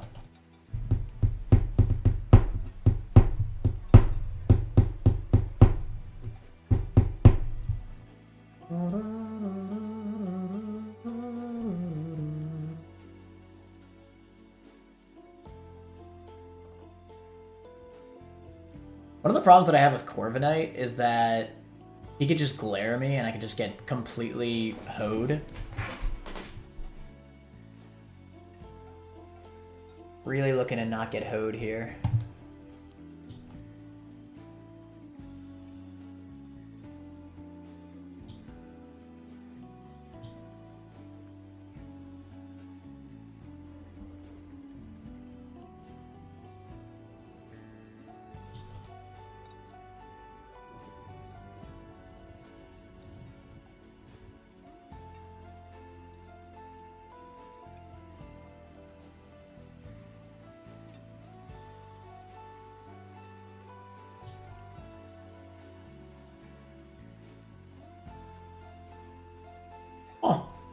The fact that this +2 is actually pretty good.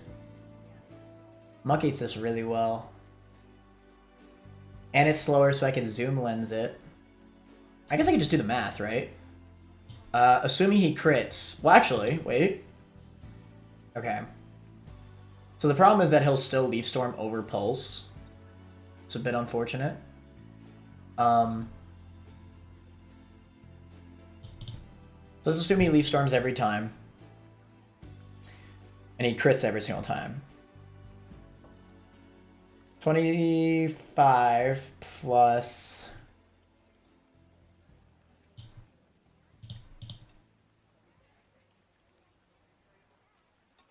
$50...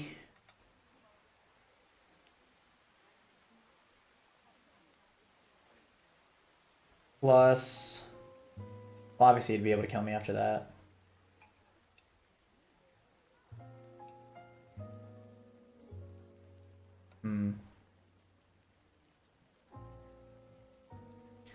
You know, let's assume no crits. Let's assume one crit. We'll say the first one's 25, why not? 35 plus...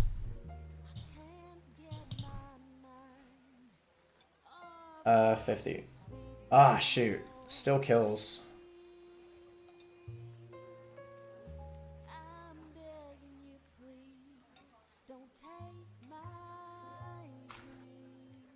Man, this is complicated.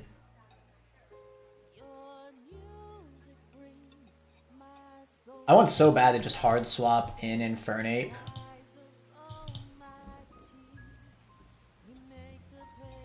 Because it outspeeds, it kills with Overheat.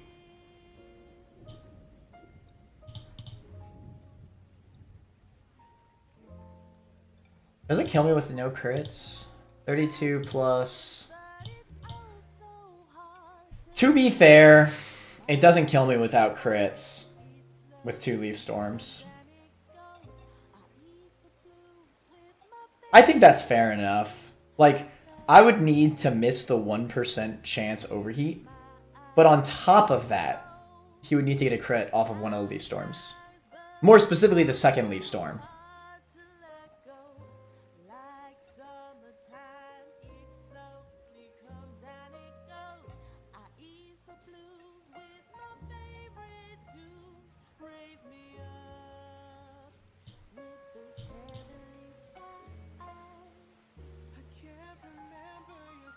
Alright.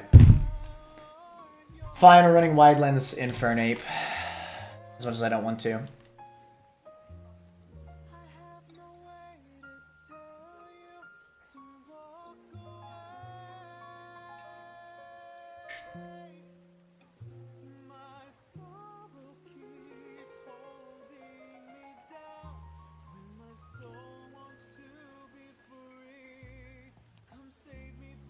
I'm gonna try to get used to just taking off all the items.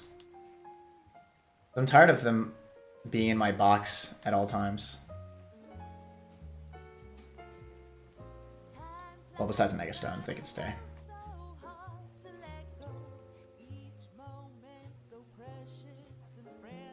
Oh shoot, I just realized hold on. Last thing I need is to forget the frickin' Mega Stone.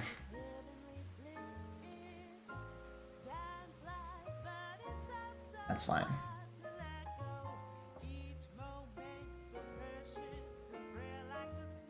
What am I doing again? Okay, Infernape with a wide lens. You gonna get murked. We got Gliscor already. Orv.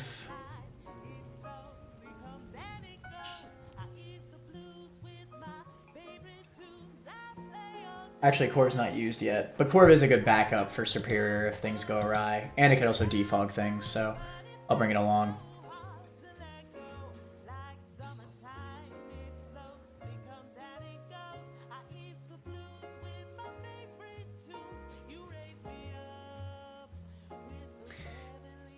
Okay. Let's assume that we do not get the 1% miss on Overheat twice. We have to get it twice. We kill, we take about 30%. Alomo comes out. There's nothing outspeed, so it should be Alomo. And I guess we're just swapping to... Most likely Walrein does this really well. Who would have guessed that Alomomola was really freaking bulky? It has Wish, but it doesn't have Protect. And I just two-shot this thing, and it's not like it can swap. So yeah, I feel like this is pretty free. I could also Leaf Storm it with Carnivine. In fact, why wouldn't I do that? I guess I'm slower, but like, who cares? This is Miracle Seed Karn, keep in mind. But I mean, that's fine. Karn's also very sackable, so I like bringing it when I can.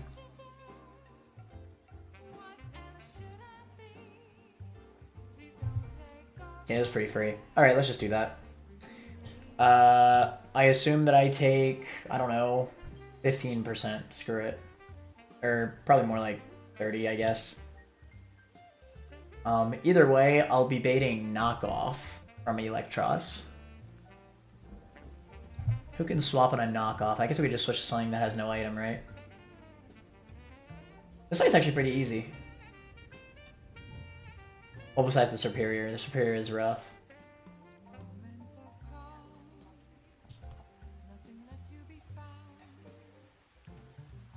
Let's see.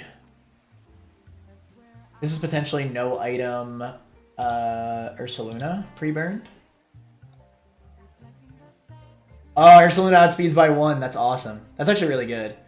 In case of Coil. I guess he could Coil on Carnivine. That's definitely possible. If he does, I think I just double into it, right? And I'll be holding no item. So +1, +1. Woo! Okay, we barely live +1 Aqua Tail crit. Ooh, but after Burn Chip, I will not live it. I'm glad I caught that.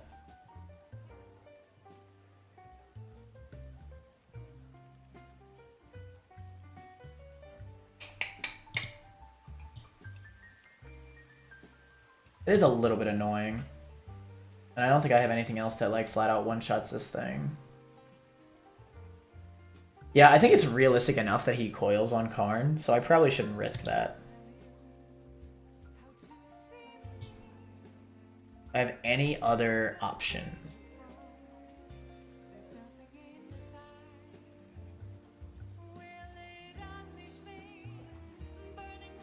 Oh, I know. Can I switch to something that baits Wild Charge?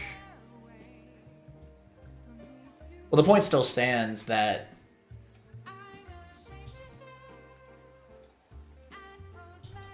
I wonder if I could pre-damage Karn to where it always sees knockoff. Because realistically, Alomomola is doing jack all to Karn. So I might be able to get it to a point where it's always baiting knock.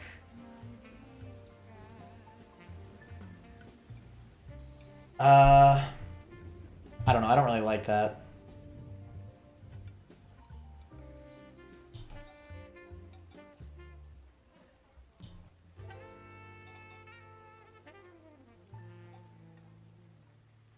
I actually feel like Shinada handles this really well. Mainly just due to strength sap shenanigans. I think as long as I stay above 50% health, it's basically impossible for me to die. I hold no item, so I just eat the knockoff really well on switching. I can let him... Honestly, I probably just spore him. Yeah, why wouldn't I? Spore him. That's slow spore. So even if he coils, I can like strength sap him, weakening him back, and I'm a special attacker, so the defense boost doesn't matter. Yeah, Shinada's actually awesome here. This is actually a 3-mon... No, there's a 4-mon fight, so I actually have a spare. I feel like I should put all my resources into handling Superior. So what can I do in case I miss the overheat?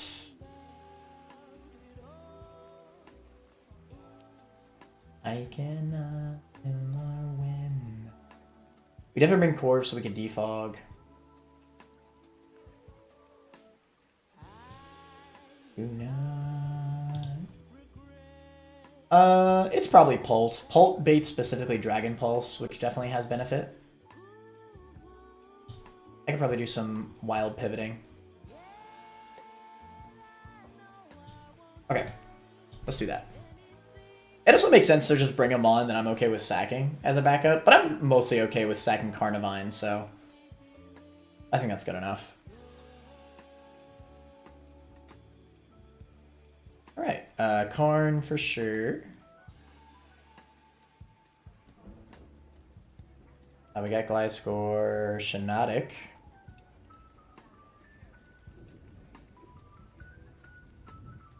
Shinadic is very OP in very specific scenarios, and this is one of them. All right.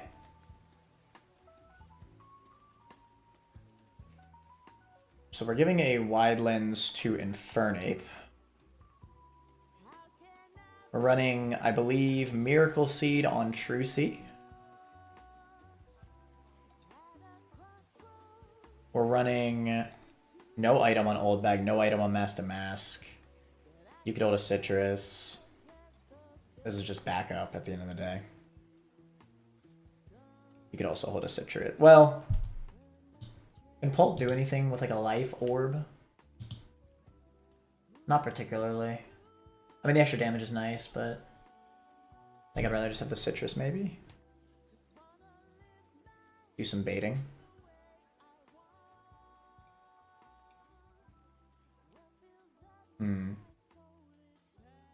I think I actually disagree. I think the better run save is Lop. Because if I absolutely need to, Lop can fake out U-turn.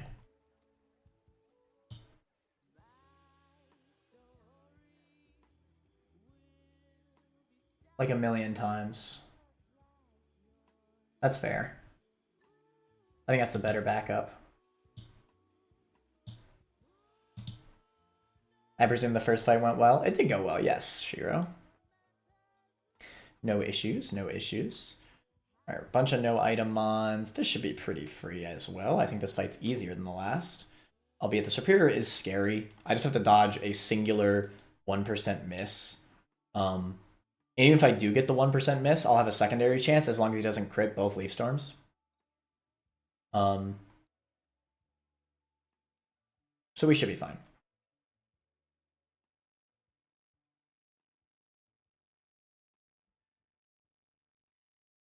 All right. Oh shoot, I don't know where the hell I'm going. I don't like this. Can one of these be Electrode? Wait, I actually don't know. I feel like one of these can absolutely be Electrode. Chat, help. Electrode is left? How do you know? Come on, if I know you don't know this game.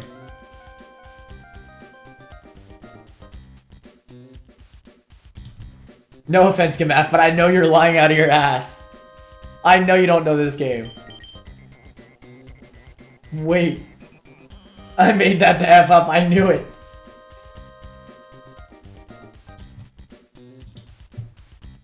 Wait, I'm not ready. I'm not ready for the Electrode.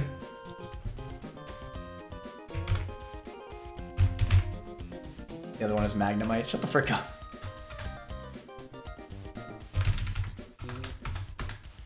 Alright. So the only encounter in this area is this static Electrode. That's the whole reason why we didn't grab Voltorb from earlier.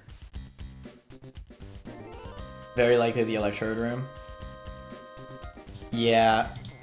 It probably is. Okay, so the problem with this... This was a greedy take by me. I don't regret it, because Probopass has literally saved my run countless amounts of times. So I don't regret my decision to do this at all. But... the problem with the static Electrode is that it has Explosion. It's also level 75, which is very high leveled. So it's not going to be an easy catch. Let's put in our catch calculator.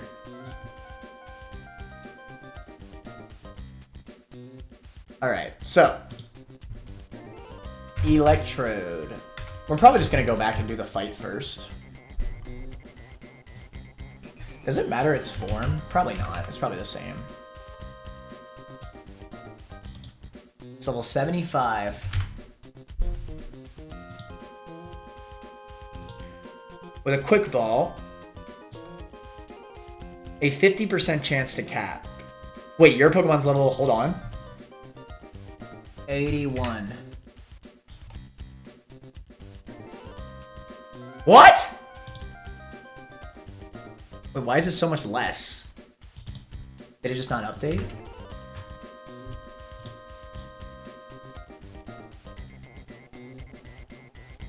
Oh no. I might have thrown. You click the terrain thing? What did I click? Misty terrain. Oh. Okay, thank you. I needed that. 81. So does my Pokemon's level not matter?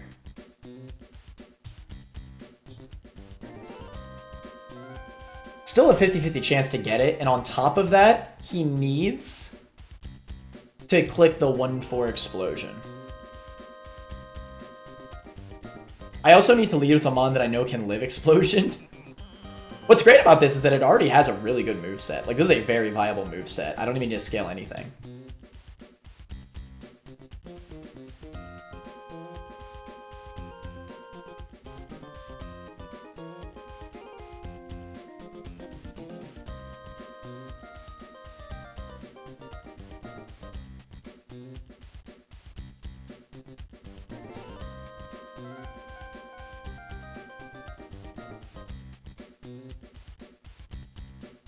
Let's see.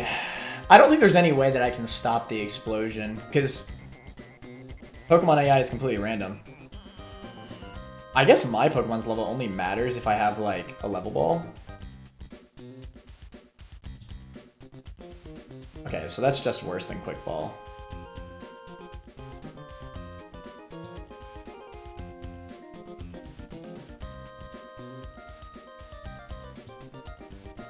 It's a 50% chance. It's not bad. And then he also has to hit the 1 in 4 explosion.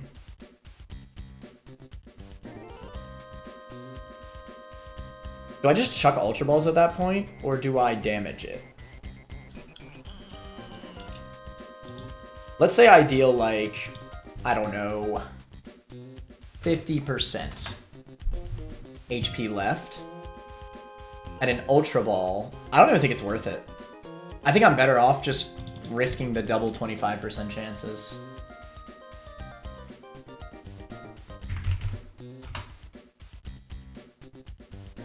Yeah.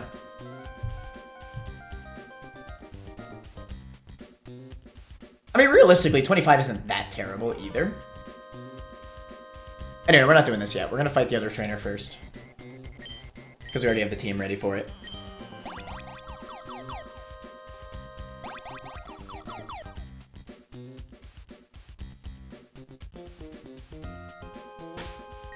You make it bigger digit. Okay, this should be pretty free.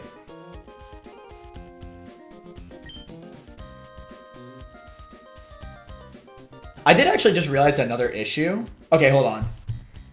I might actually want to kill Cryogonal with Lopunny instead. Just in case Cryogonal baits, lives on the focus band, and then hits me with an Ice-type move.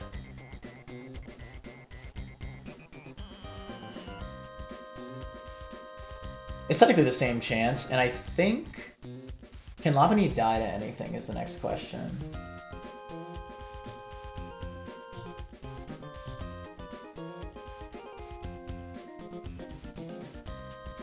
Fake out return. It dies to Hariyama, and I don't kill it. And Lop outspeeds everything, so I think it is literally just Hariyama for CC. So my line is still consistent if I do that, that's good. Yeah, I think this is a much safer idea. Because if Infernape takes an Ice-type move, or God forbid gets frozen, it might just be GG.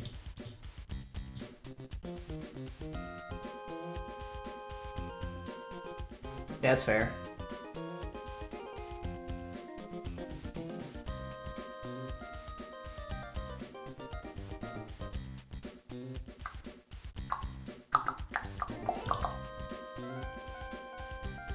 This is still a guaranteed CC.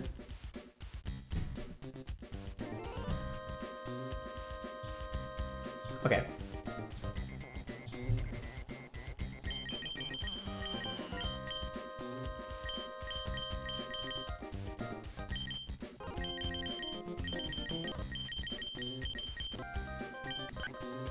Alright, here is nothing. This is not a double battle, right?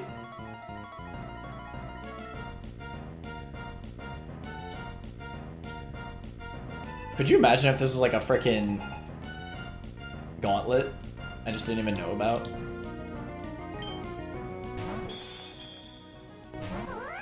Alright, April May comes out. Last second change. We are fake outing plus returning.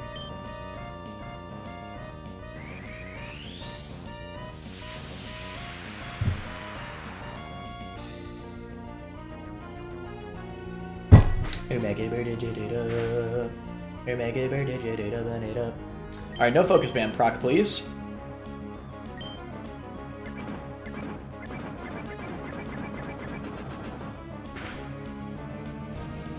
Unlucky. Okay. So. Backup plan.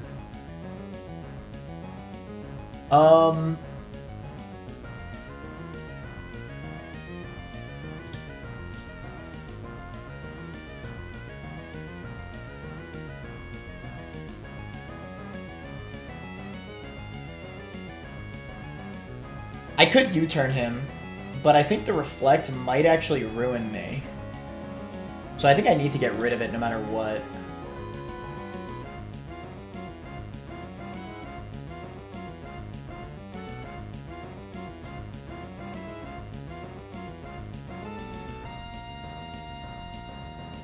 To be honest, I think I can deal with Reflect. What I really need... Yeah, all my Mons, besides Gliscor, are special. So I actually am okay with Reflect.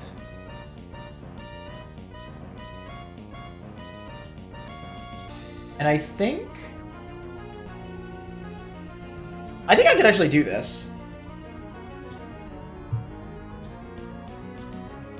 I think I'll be okay. I want to stay in. So I beat Hariyama. Please don't just live forever. We're good.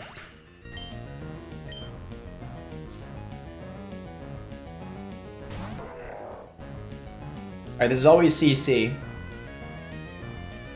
I guess I may as well U-turn. Why not, right? Chip damage might matter because of Reflect.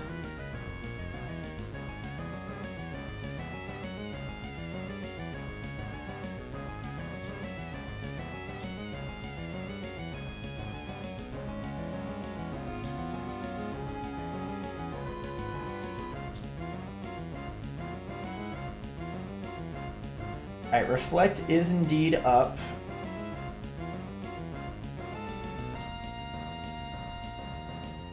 With a defense drop, I'll still kill him with double acrobatics.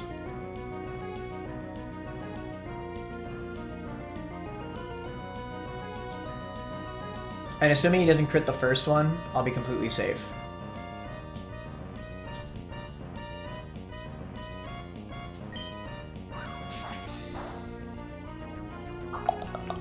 Yeah, that makes the Lopunny lead a lot better than Infernape, because it could have technically clicked Light Screen on Infernape, because it saw Overheat. Light Screen definitely ruins everything, so it's good that I let April May instead. Oh my god! I didn't heal?!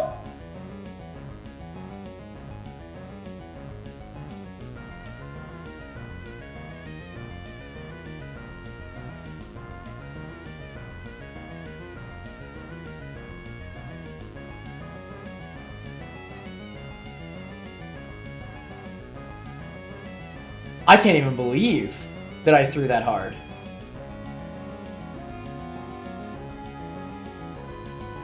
I didn't heal from the last battle. Dude, what is wrong with me?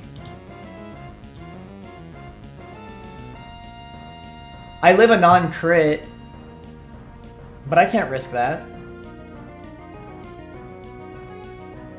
Can I bait Thunder Punch? Technically, if I use Bronco. How does Old Bag do? Old Bag dies to Poison Jab. I can maybe stall. I don't want to take damage with Old Bag, though. It complicates things. How did I throw this bad? I don't even understand. I legitimately don't even understand how I could possibly throw this bad.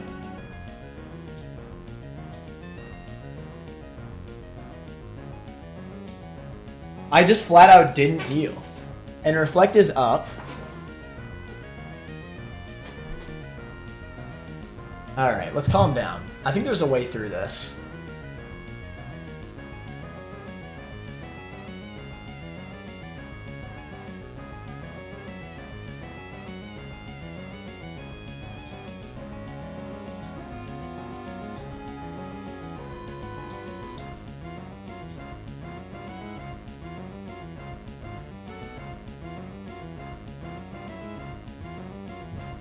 I can't switch in Shiinotic. I think I actually do need to risk the crit. Because I think my only switch in here is Gliscor.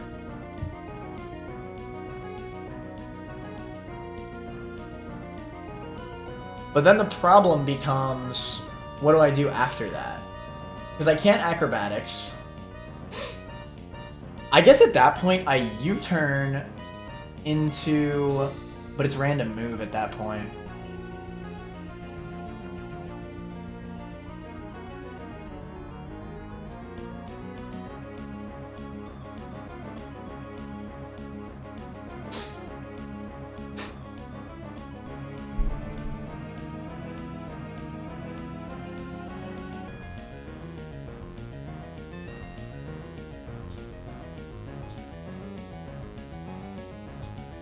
I don't even know how I could possibly throw this bad. It's so funny because this fight is so free. If I just remembered to heal.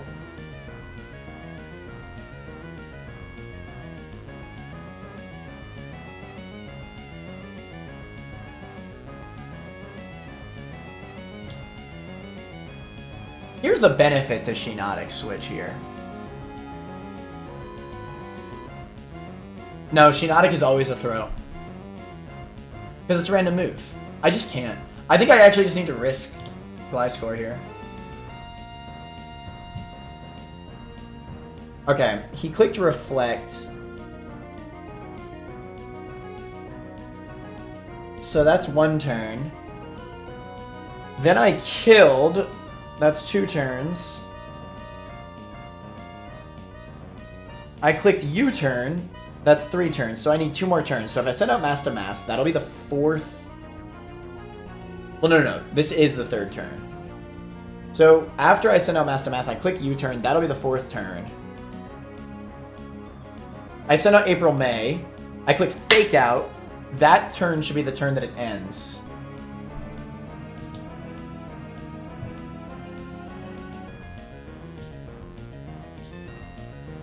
Reflect ends. I don't even know if I will have done enough damage at that point.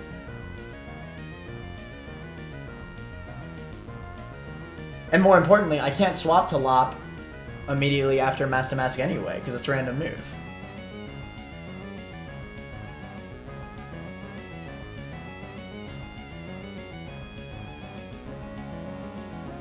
I really want to know how I threw this bad.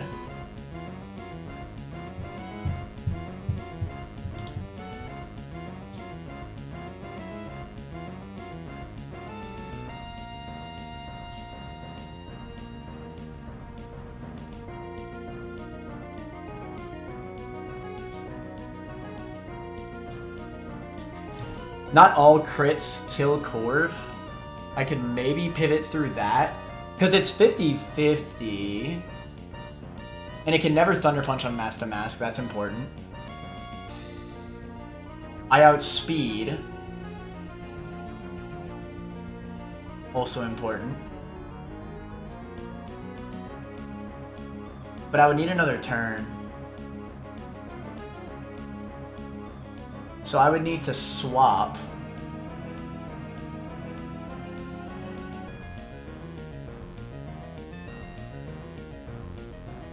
I could Roost, but if he rolls CC, then it's GG.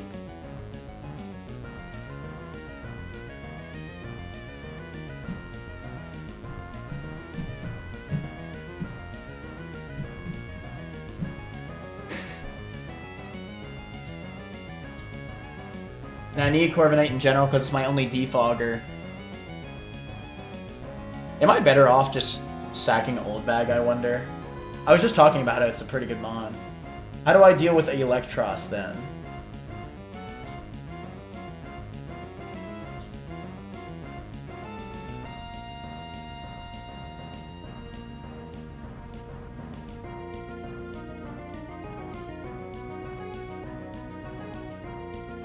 No matter what, if I send out... Well, here's a benefit. Old Bag actually has Effect Spore.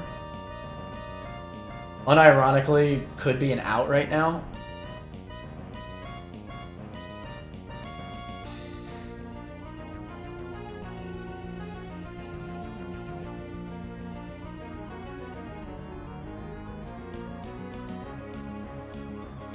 Like, let's say I paralyze it. Then I'll just be able to Strength Sap it. I can't lose Gliscor. I'd much rather lose Old Bag than Gliscor.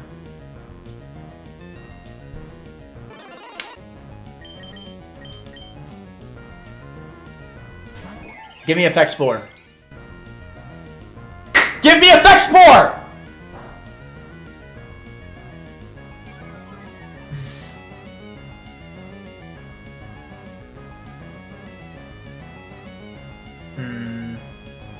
Unlucky.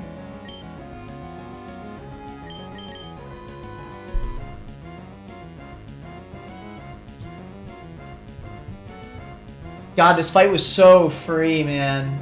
This is such a bummer. Okay. I need to swap in mask to mask once the screens are over. So this is just random move other than Thunder Punch, I believe, which is good for Corviknight. That does, however, mean that he can click CC and crit Corviknight. That's only if he rolls CC.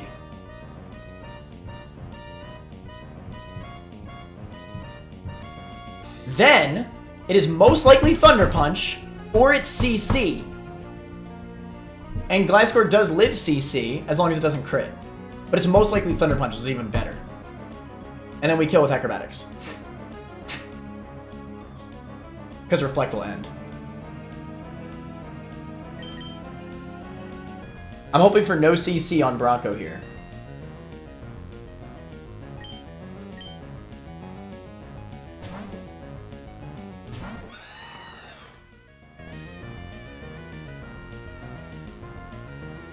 Okay, I'll take that. Second best. Second best scenario.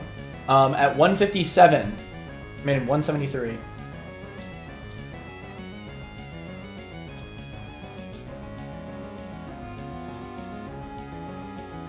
It's always at least Thunder Punch.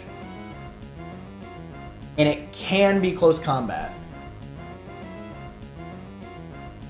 It is less likely to close combat, though. Poison Jab would have been better because it would have been much more likely to Thunder Punch. Now it's almost 50-50. It's still more likely to Thunder Punch. Keep in mind. I cannot Roost here because otherwise I'll lose my flying typing. And it'll just kill me with CC. I can't Roost because Reflect's not up yet. I mean, I can't Brave Bird because Reflect's not up yet. I think I just need to risk it. This is a better risk than just swapping into Gliscor before. Because theoretically, Reflect should end. And I should be good to just Acrobatics. I just need to not get rolled on the CC. Just do it. Let me see Thunder Punch. Yes! Okay. Good. Reflect? Oh, thank God. Whew! Oh my God. Saved. Steer champion. For no reason. I did not need to steer this fight. At all. Alright, Reflect wore off. It has a defense drop. It'll absolutely die. And we had speed. There was absolutely no reason for that. That was so dumb. Granted, fight's not over yet, because now we have damage on Shiinotic. Which I think will be okay, but we may have to dodge another crit, which is a bit unfortunate.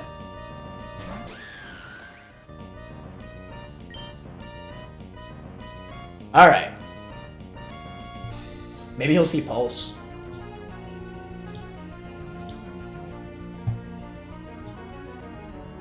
He cannot see Pulse. Sag. This is 100% guaranteed Leaf Storm.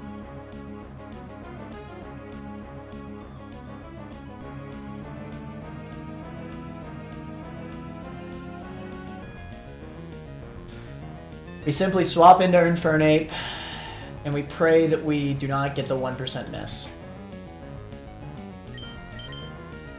We do have the Wide Lens, right? Correct. Okay.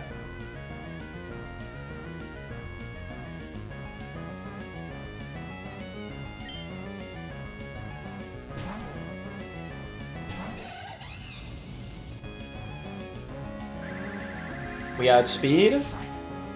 Don't get crit. Okay. So because of no crit, we actually do live one more non-crit Leaf Storm. So if we do get the 1% miss, there's also that. But just land it. Easy.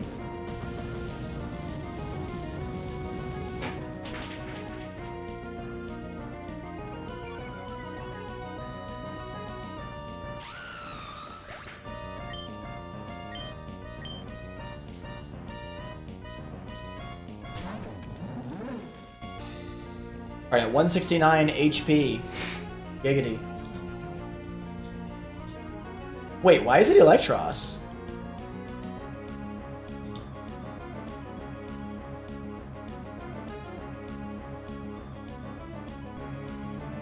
Oh. Wait, no, I actually don't get it. Because the Lomo actually does out damage me. Electros doesn't outspeed me. I don't get this at all. Why did it send this out? I really thought it would be a Lomo. Oh, because it sees a slow kill. I see, I didn't see Aqua Tail. Okay, fair enough. So yeah, I saw a slow kill with Aqua Tail. That's also highest damage. It technically could coil. I'm gonna assume it can't because it sees that it gets 2-shot by close combat. But I could be wrong, I don't know. I'm assuming that it's Aqua Tailing.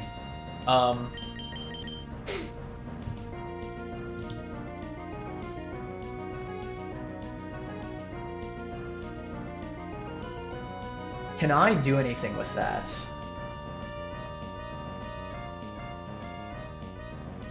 How does Lopunny do here on Aqua Tail switch? No worry about status conditions. We fake out plus... Honestly, we're at full HP. Could I just 1v1 this thing? I think I could get away with that. I live 2 Aqua Tail crits. Because of leftovers, I'm not 100% sure if this is possible, but hell, I could always U-turn out if I need to. Yeah, screw it. This actually seems pretty free. Okay. Swap on the Aqua Tail to Lop. Oh, wait. Oh my god. I'm such a dumbass. It's not going to be clicking Aqua Tail the second turn. Okay, I do die to Aqua Tail plus Wild Charge crit, but if it doesn't crit the first Aqua Tail, then I do live a crit Wild Charge. Well, unless he high roll crit Aqua Tails into high roll crit. I mean, unless he high roll Aqua Tails into... You get what I'm saying. But we can always U-turn if that happens. That's fine. We have options with this play, at least. I knew that Lopunny was going to be a good backup mon. Jeez. Of course I prepped a better backup, but just forgot to freaking heal like a dumbass. Alright, he didn't crit, so I think we got this 1v1.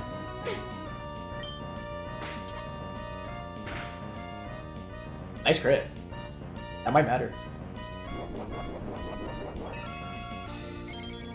At 161 HP, does he ever kill me with a Wild Charge crit? He does not. So we're good. We return.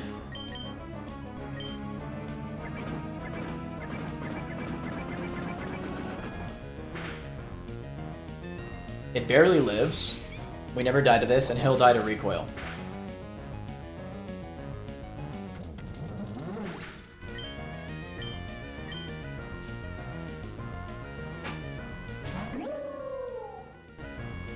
I did not deserve to get out of this deathless.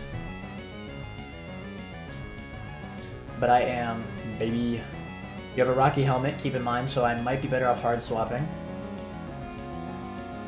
I mean, yeah, there's no... Carnivine never loses this. It's Omega free. I could just hard swap.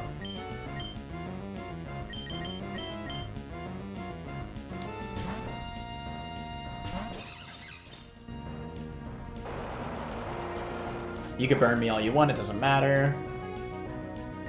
Storm. GG's, that was a crap show. That was so dumb.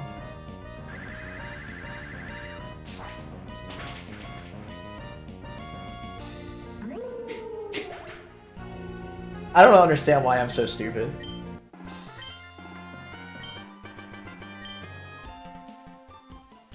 Just flat out forgot to heal.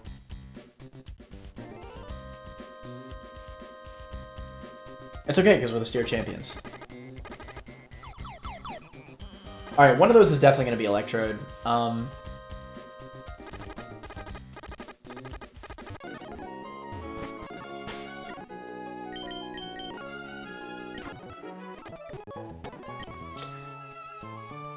Okay.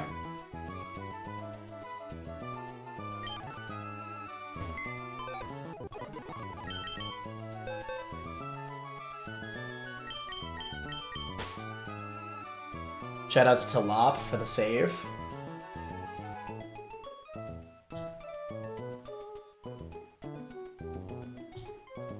Okay, so let's see if there's an Electrode, shall we?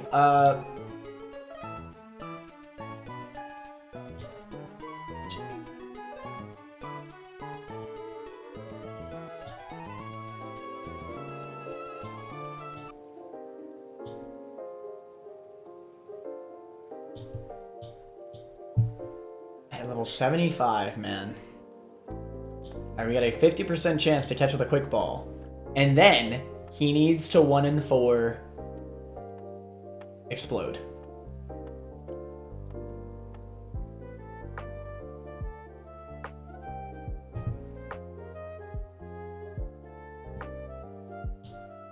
If we don't get the 50% chance, we can check Ultra Balls, which are all 25% chance.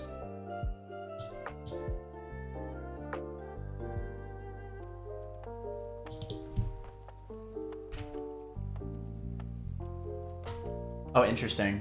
1.1% chance of critical capture.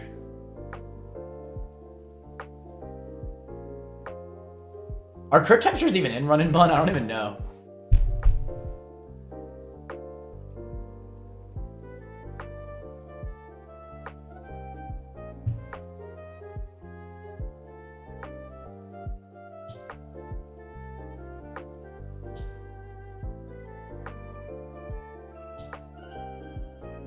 There isn't really another way that I can avoid this. I can't even put it to sleep because it's a grass type. Well, actually, I have Lovely Kiss. Do I have any way that I can mess around? Not really. To be fair, I do think Clef could probably live the explosion, just because Electrode's really weak, and Clef is bulky.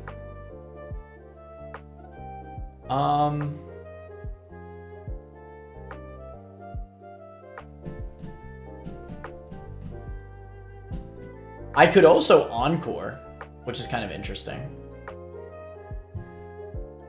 Giving me a lot of extra turns. What is the sleep chance catch?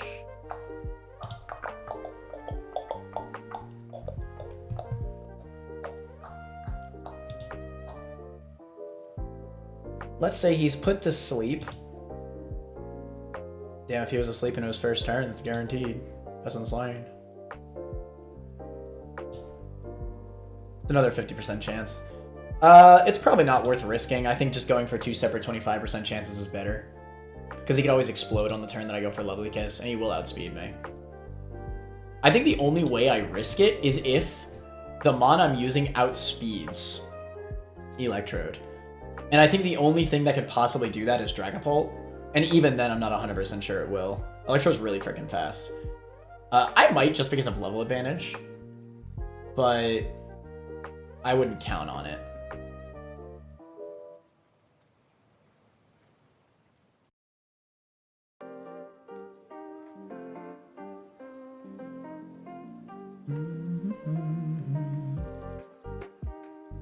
Unfortunately, no damp.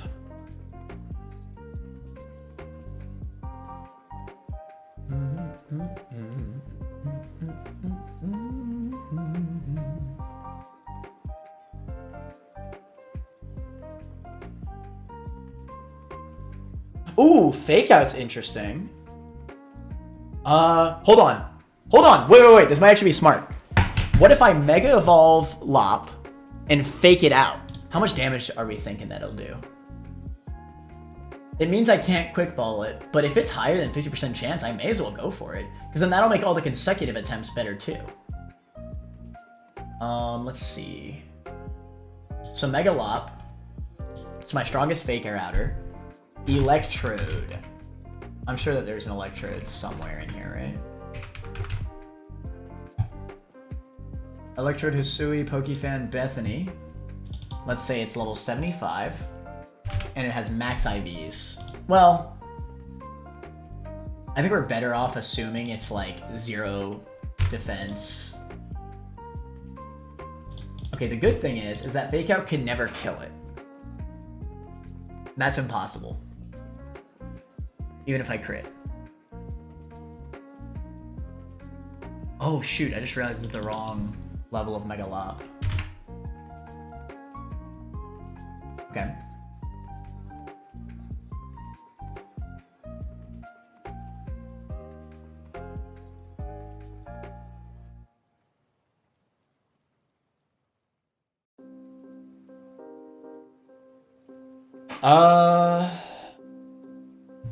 And if it's good defense, it'll be...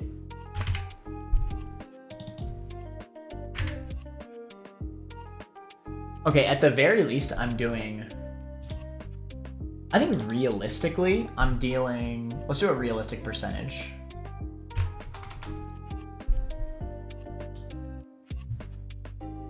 I think 40% is realistic.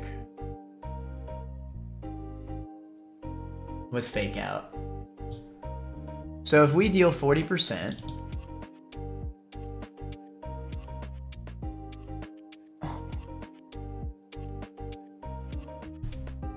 it'll be at about 60%.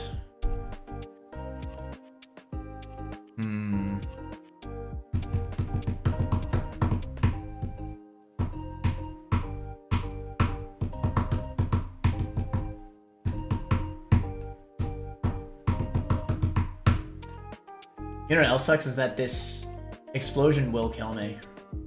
Oh, but this was a life orb. It will not have a life orb. Okay. It's not nearly as powerful then.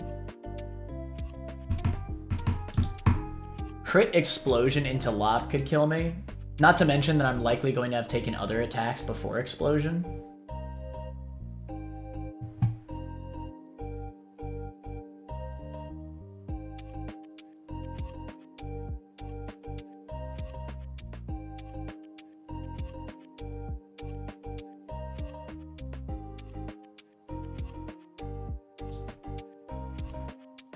I think I'm making this too complicated on myself. I think realistically, I just gotta go for it and Prage.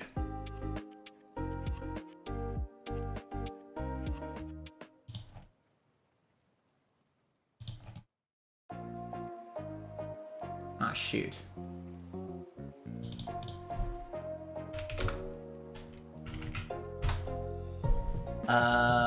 Let's see. Volt Switch, Energy Ball, Thunderbolt,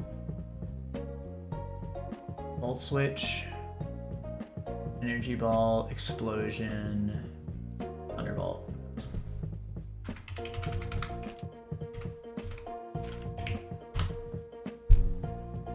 I think this is probably just Magnezone.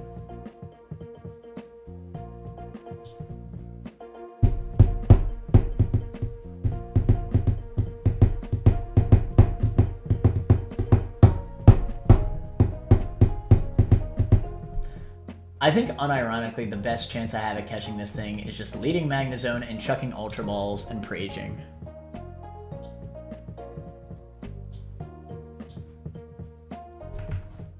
As much as I like the Fake Out idea.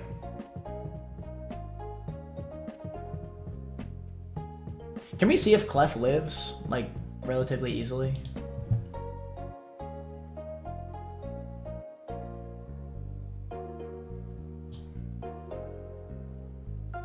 It doesn't have a crit. Slash a double up. Alright. Zone will come in.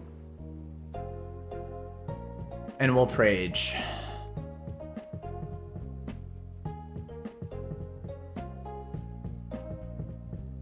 Alright, will we be rewarded for our greed? Question of the day.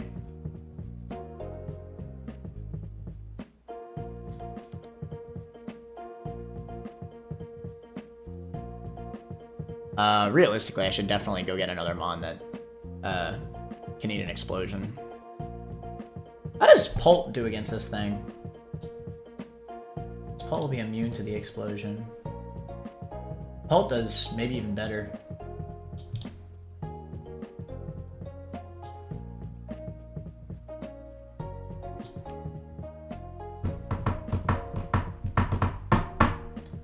let's do Pult. I don't know if there's like some weird... Maybe the wild Pokemon do have AI in Run and Bun. You ever think about that? Know what I'm saying? And they can't click it on a ghost type, I'm just saying.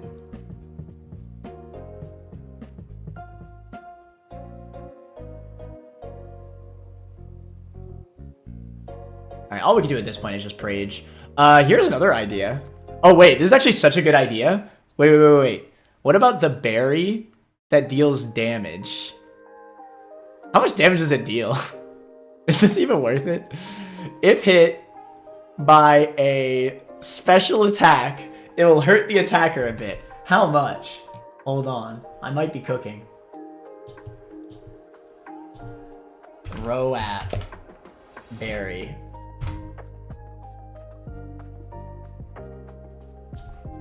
How much does Roat berry deal?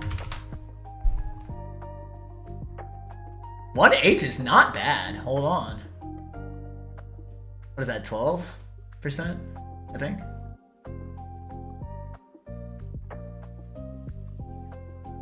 Hold on. Where's my catch calculator? I might be cooking.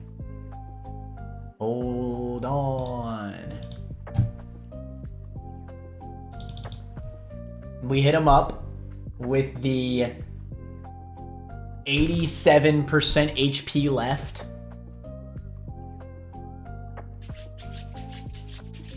That's basically Scald. I think I'll actually do it, deadass. I'm not even joking. When the frick am I gonna use a Roat berry anyway? Real talk.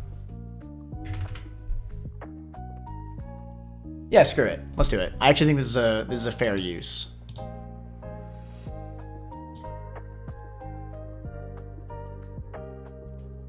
This is also worst case scenario for stats, by the way. Plus attack raising nature 31. And it's dealing that much, so yeah, we'll definitely be fine.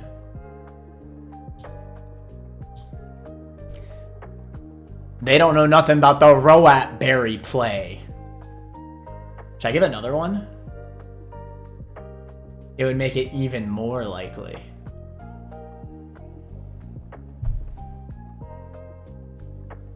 They don't know nothing about my plays, bro. I'm kind of insane with it. So then, it would bring it to 73.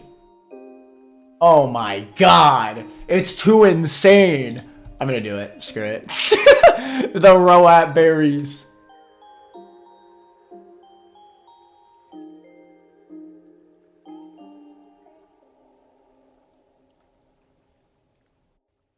Hopefully I won't need those for something. I think I'll be fine. Realistically, it's gonna explode first turn anyway. Alright, so we're gonna chuck a quick ball, 50% chance. Then it'll hopefully not explode on me immediately.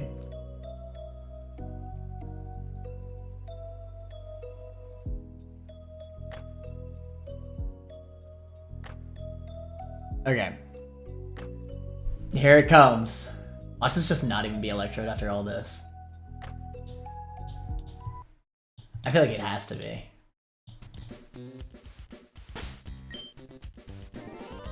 We got quick balls, right? And ultra balls. 72 ultras, 81 quicks.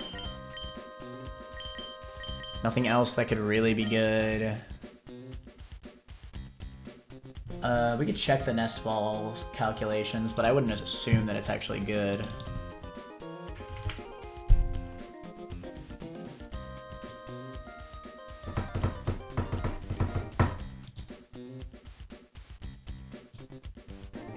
Yeah, no, it's not as good as the Ultra Ball. Okay. Come on.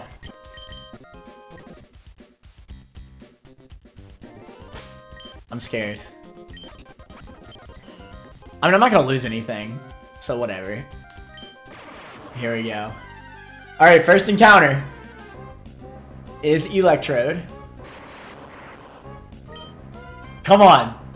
Let my greed be worth it. We caught the Absol on last turn of Parasong. We can catch this before it explodes. Trust. Quick ball. Yeah, 50% chance.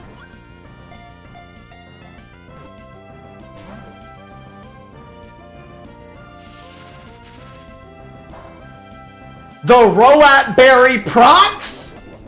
I don't play no games? Alright, come on. Come on. We're not going to waste a turn switching because that's a 1 in 4 chance of it exploding. Come on. This is basically 30% chance to catch. How many turns does it take for Timer Ball to be better than Ultra Ball? Let's find out. Timer Ball. Turn 7. That is not happening, but good to know.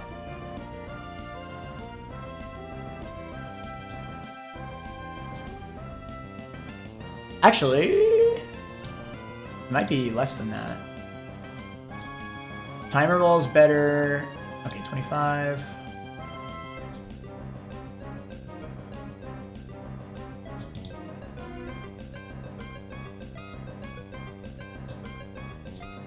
So on turn 5, Timer Ball is better than Ultra Ball. So it's been 1 turn. Okay, keep that in mind.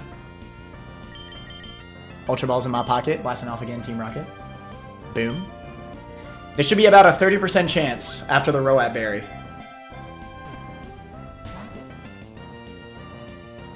Okay. Ooh. 175. Again, I'm best off assuming worst case. He's 31 plus attack raising nature. Spadef drop.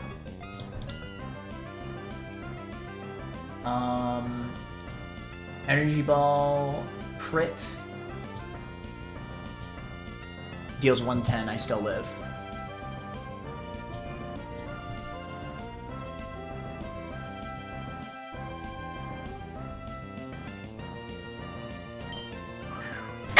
Third turn.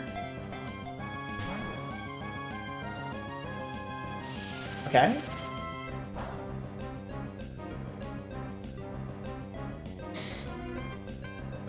Fourth turn. Fourth turn is not better with Timer Ball, right? Also, I still live another Energy Ball crit. At -1 Spadef. Correct.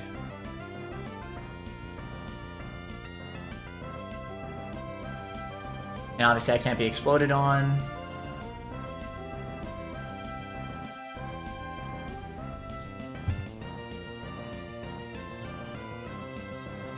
Fourth turn with timers 23. Ultra Ball is 24. He does actually have 87%. So this is a 30% chance. Come on, man. It's just Scald. It's just Scald burning, bro. It's not that bad.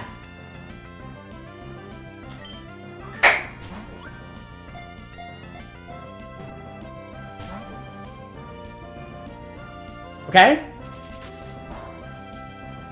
So here's the problem. We need to swap. We absolutely need to swap.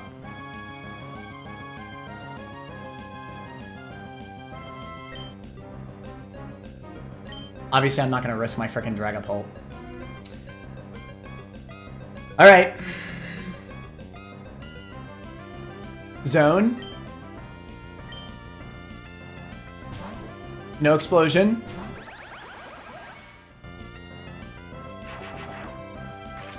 Magzone actually eats these attacks better. We get another Roat Berry proc.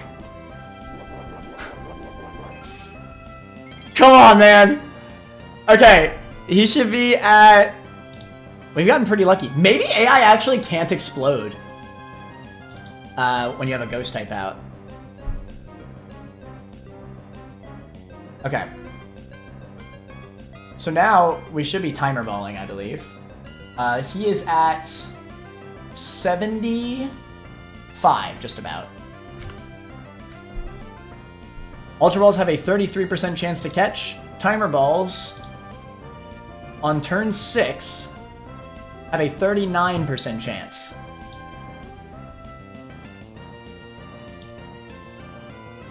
Alright. It's time. We're timer balling. 40% chance with the double roll at berry! Yeah! Don't play with me, bro! The roll at berries were insane! That was kind of hype, I'm not gonna lie. Oh shoot. That might have been the most strategical capture of my life. The Absol capture was also very strategical, but goddamn. Woo! That's good. That is a good ass encounter. We also definitely got very lucky that he never rolled Explosion.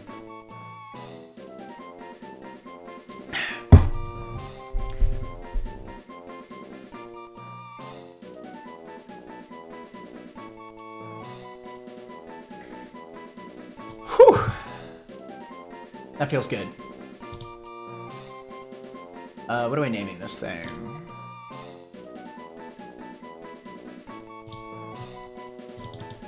Hopefully I didn't do those Roat berries.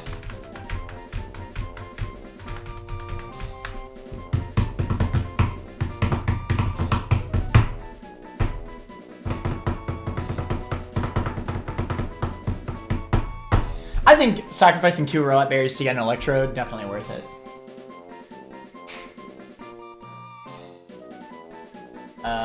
Ace, Attorney, characters. Are there any Ace Attorney characters that are balls?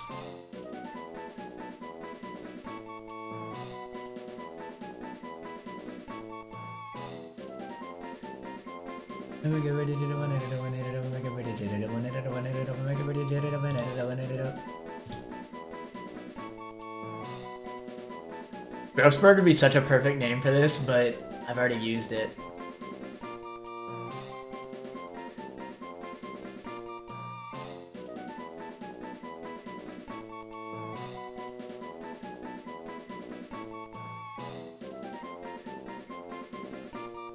Let's name this Sheena.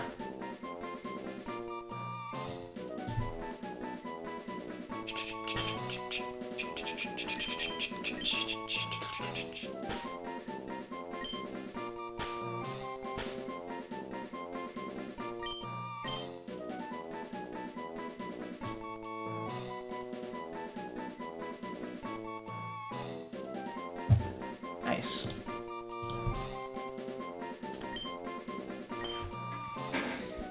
Whew. That felt good. That was cool. Gotta scale.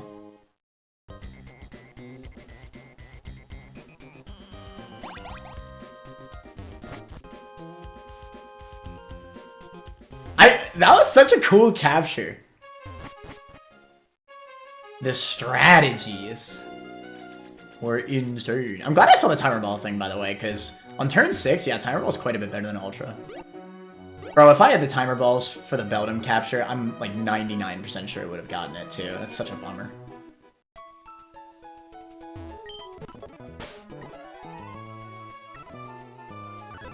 Alright, good Electrode. Please. It was doing pretty good damage to my Pulp.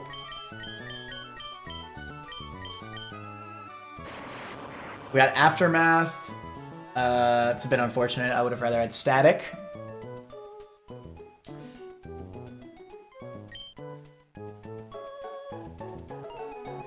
Ooh, good Spatak. Speed could definitely be better. But I'll take the Spatak for sure. We might have to end up scaling speed if we need to.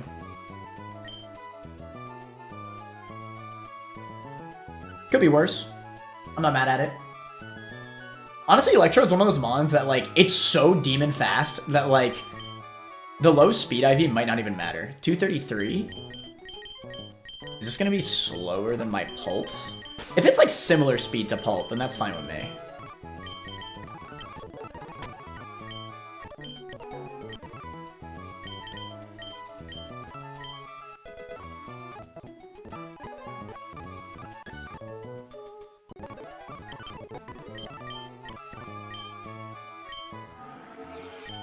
It's close enough. It is not faster though. On fort.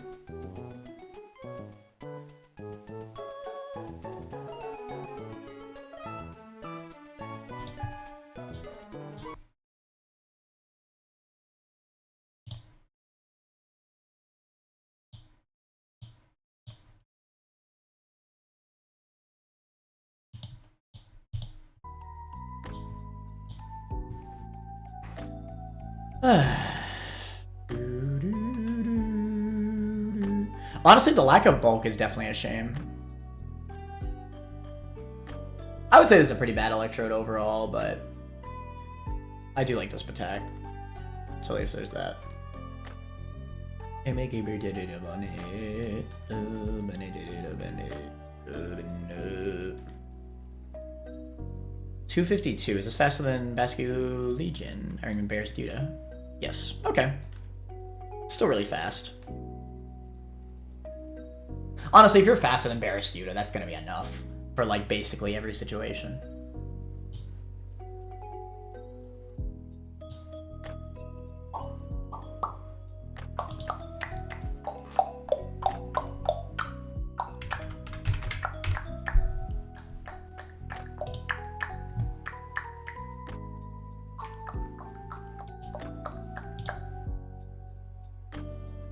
Oh my star, oh my star, oh my star. Oh my star, oh my star, oh my star. Oh my star, oh my star. Oh my star. Oh my mother trucking star. Oh my star.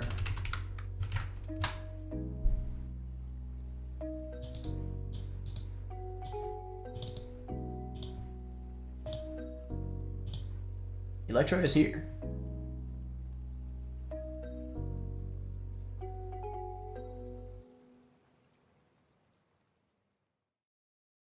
Weak armor should only proc from contact moves, I believe.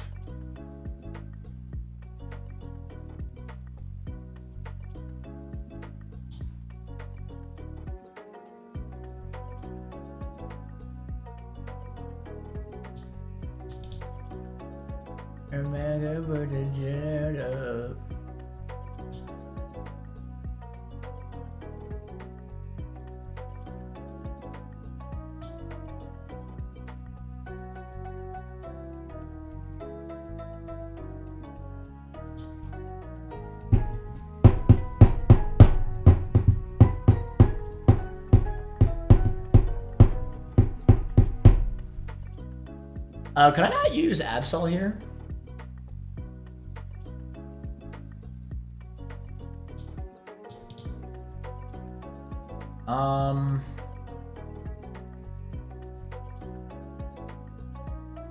I kind of want to, even though it's probably a throw, because I'm dead to Power Gem crit.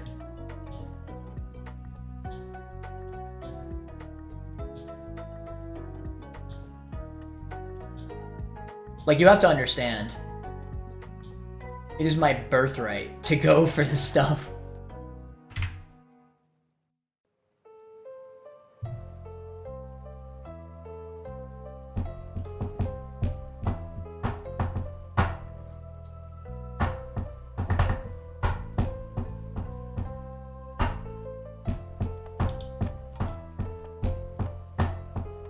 Oh, can I kill with, like, darts or something? Probably not.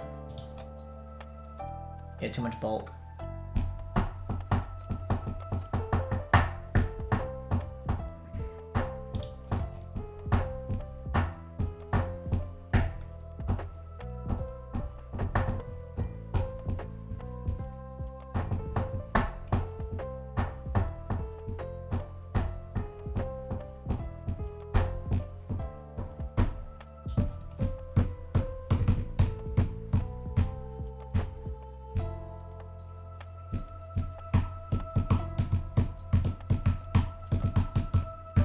I think I found it. It's literally just Eldegoss. I always forget Eldegoss has Rapid Spin. I think it's actually how I dealt with the last Omastar. We leave Storm. If it does Power Gem, that's absolutely fine. because then we will outspeed after Cotton down and then kill it. But most likely it'll rock, so we'll leave Storm and then we'll kill it with Rapid Spin. Also getting rid of the hazards. Omega free.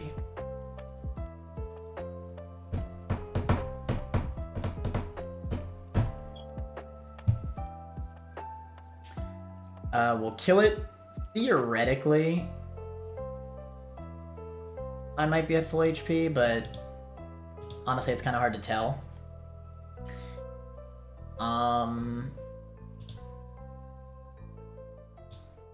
I think it'll always be Crobat anyway, because Crobat's faster than me and sees kill no matter what. I don't realistically see it being Lantern.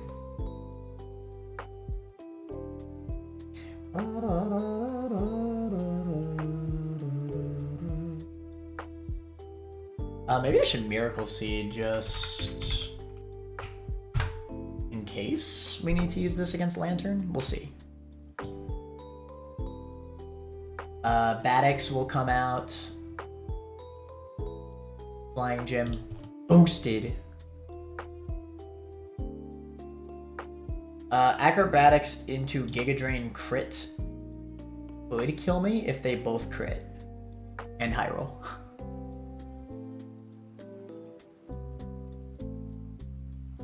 God, this Golem is just... Golem is never good, it's so sad. It's such a shame because I hyped up the Golem encounter so much, but I think I've used it in a single battle. Listen, Golem I still think it was the correct play because it led to Probo Pass at the end of the day, alright? And Gopo Pass, ain't nobody can beat Gopo Pass, bro. Don't get it twisted. I think we just double power gem with my man Gopo Pass. Where's Zone into this? Heat Wave is kind of cringe. We'll do Gopo Pass. Let's see.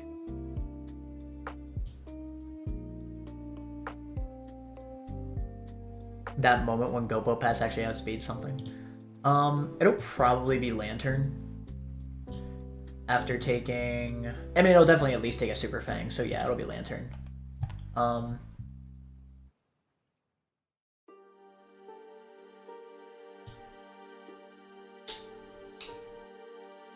Pump will come out. I feel like theoretically I could hard swap in Eldegoss again on that.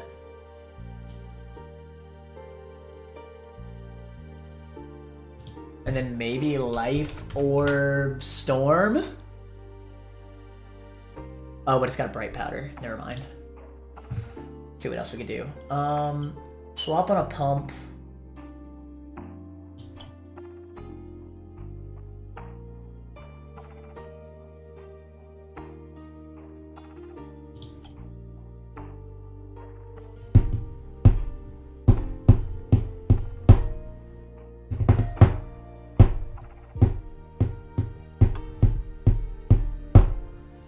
I think we honestly just Lumberry. Well, it doesn't really work, does it? I mean, Carnivine does do this. Like, it definitely wins this 1v1. What about Electrode? Where's Electrode? Hello, I just put you in. You're right here. I mean, it's not bad. It does outspeed. It can't be paralyzed.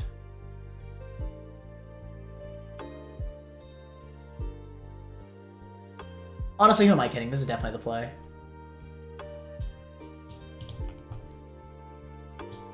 We live a double crit pump. We just double energy ball.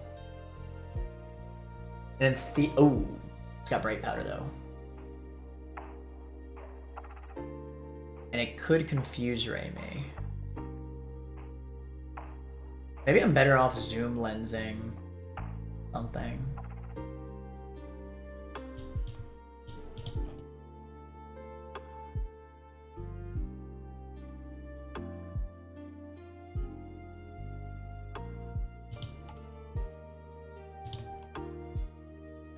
I mean, realistically, I should be good to just wide lens Trode.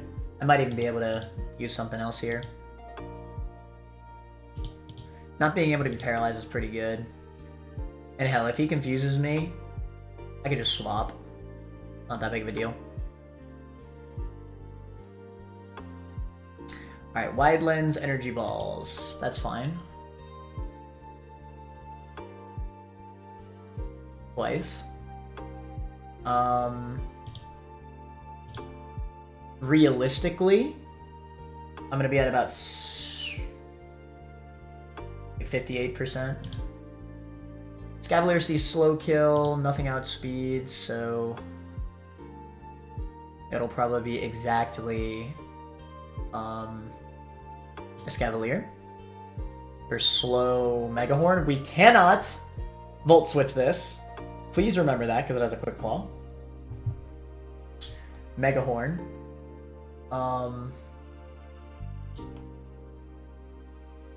And I don't think... Well, there are definitely cases where it can Drill Run.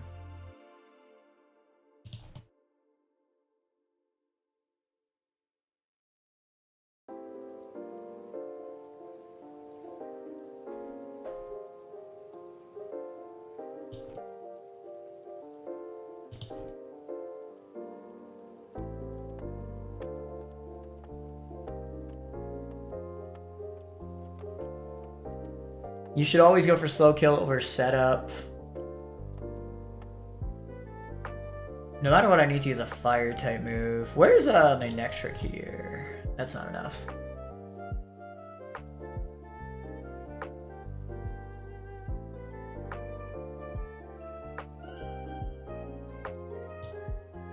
Can't send in Carnivine.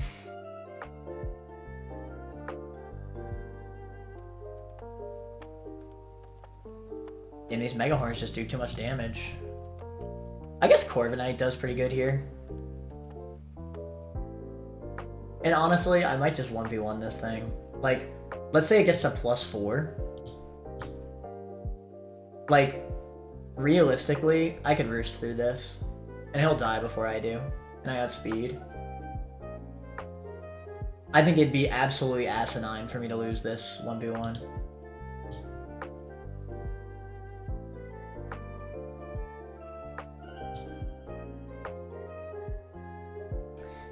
I'm probably just winning that 1v1, but if I can fit a fire type, I'll try.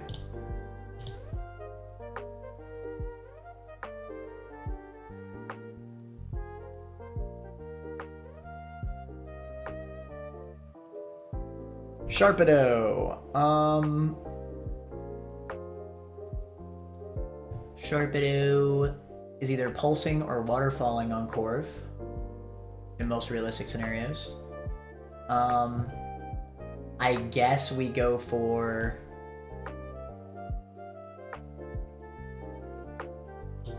He'll outspeed Electrode after 1 speed boost. Sag.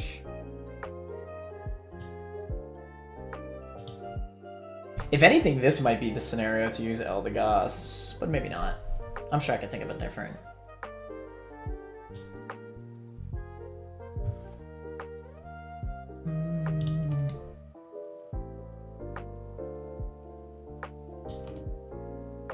Ooh, look at my goat.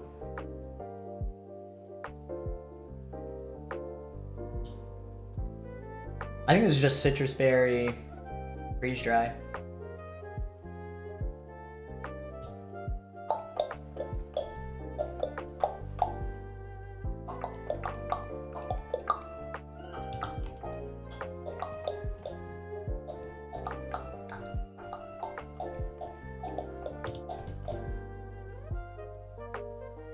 Where the freaky deaky is Primarina? I don't want to put Prim in any possibility of dying, so I think Walreign's the best play here.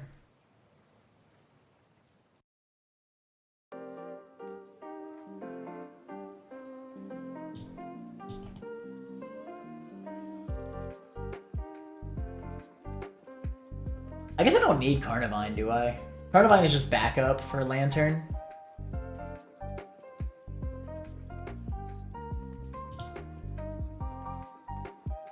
What, in case it gets like... I guess in case I get confused. Like, it confuse rays me. Because I need to run the wide lens, right? It confuse rays me. It's pumping, right? Then yeah, I guess I send in Carnivine on the pump.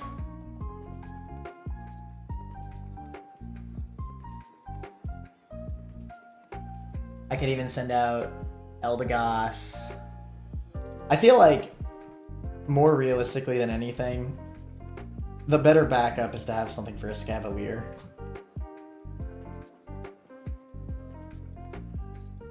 In case it gets out of hand.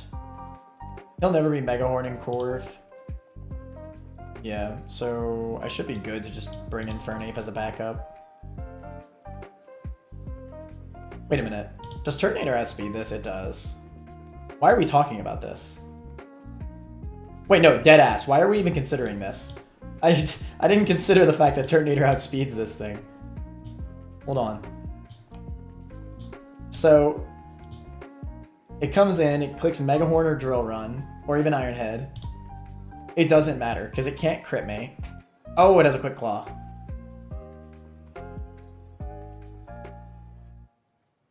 Alright, never mind. Fair enough. You win. Well, on Quick Claw, I don't think I want to risk Infernape anyway. So yeah, I guess the backup would be Turtonator then, that's fine.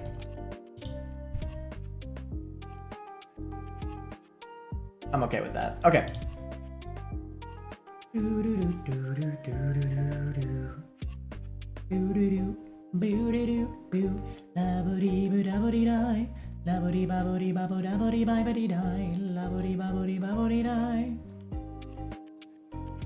Alright, again, let's try to get into the habit of taking off our items. Miracle Seed, I'm not actually using you.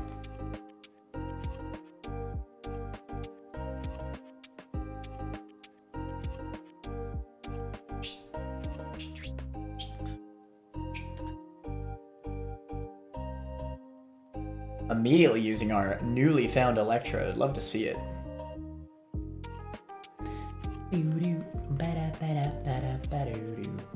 I do wonder if the AI really is like the wild battle AI is disincentivized against clicking Explosion against a ghost type. Probably not, is my theory. Like, I think it is just fully random. That's why he was spamming so many different moves. I think I just got lucky. Fairly simple.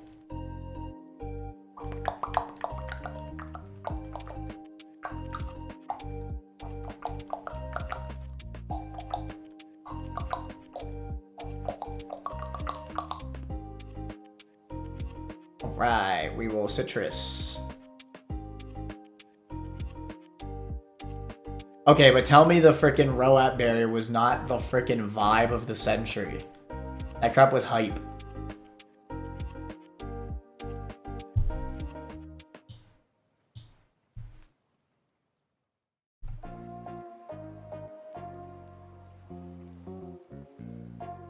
Oh, no, you need a wide lens.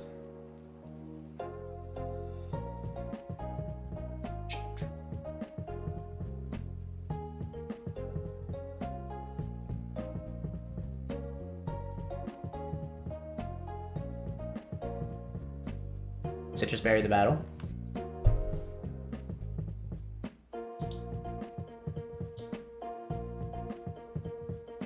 Better bring it to E4. What, Gopo Pass? That's my guy! Of course I'm bringing it to E4. I'm gonna try. I don't know if there are many Mons. Because, like, Gopo Pass is solely there to be a baiter, right? So I don't know if there's, like, a bunch of Mons that Gopo Pass can, like, bait moves from. Best believe I'm gonna try. It'd be the funniest unique. It'd be so good.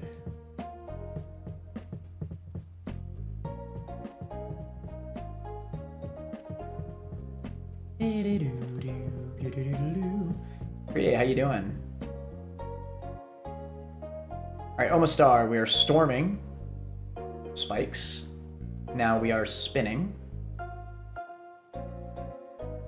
Go to spikes, kill it. Crobat comes out. This is acrobatics. Swap to Grossberg, Goat Bow Pass. We are just power gemming. Gonna Super Fang. We have a Citrus. Power gem again. That's fine. All right. I believe you're always pumping.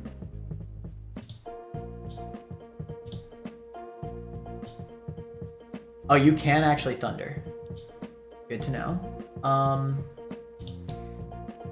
Well, honestly, Thunder would be better for me.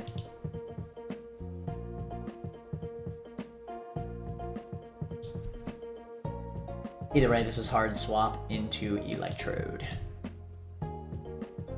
Sheena. Pump. We live crit. We Energy Ball, Wide Lens boosted. Remember not to Volt Switch. He pumps again. I think in order to be absolutely safe, I need to swap. Because there's a 1% chance that I miss.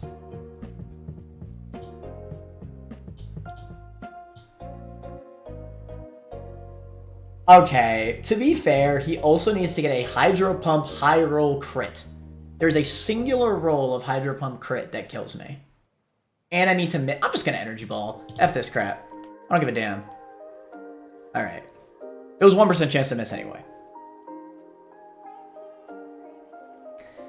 Escavalier. I don't think that was what I was expecting, was it? Wait, no, it was. No, it was. Yeah. There's just less mons in this fight than I thought. Okay, so on Sheena here, you're actually completely random move in this scenario.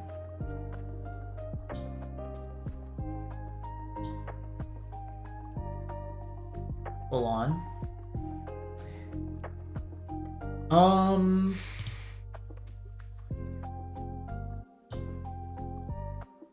I think this is simply just swap to Corviknight.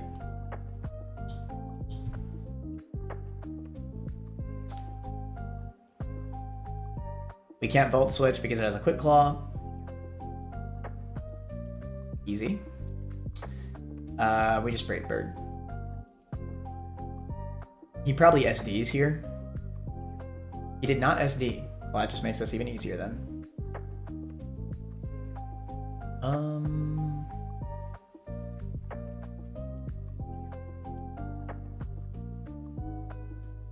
Yeah, Citrus Berry makes this free. Okay. We could Roost. Yeah, I don't think he can, He didn't get a single Quick Claw proc. What a freaking loser. Alright.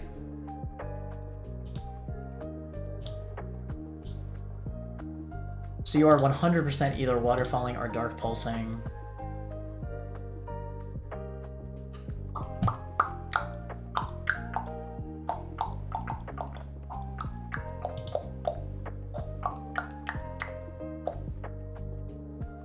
I think this is quite simply just hard swap Walrein. And then it's just kind of handled at that point.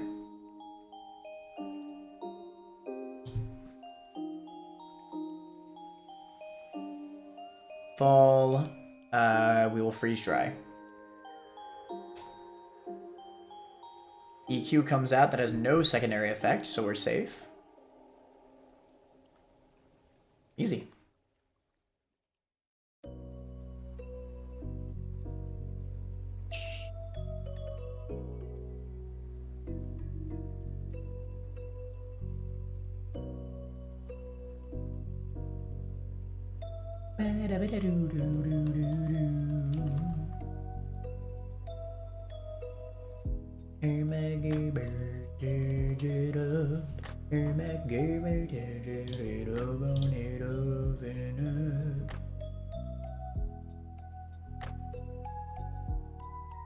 We got a Hail team.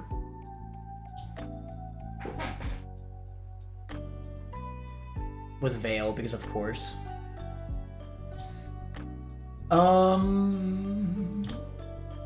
Goat Bow Pass? I need to outspeed and kill. Takeout return doesn't quite do it. You know what could have done this? Mother trucking B drill. To be fair, Infernape does it just as good, so that's fine. A simple overheat lead.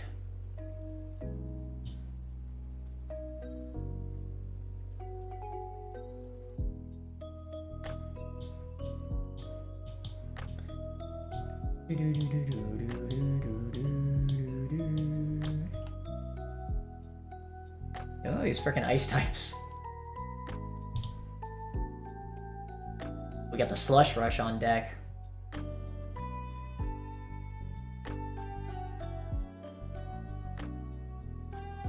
It should not be Sand Slash because it doesn't OHKO me. And it gets OHKO'd. Actually, it definitely gets OHKO'd even after -2, yeah. Ice Cube. It sees that it dies to close combat.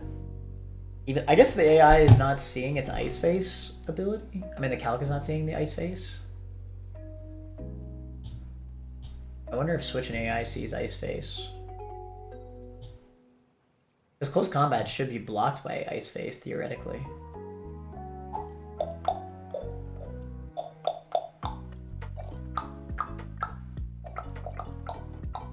This thing has Mother Trucking Belly Drum. I need to hit Ice Cube with a special attack, because I believe special attacks go through Ice Cube.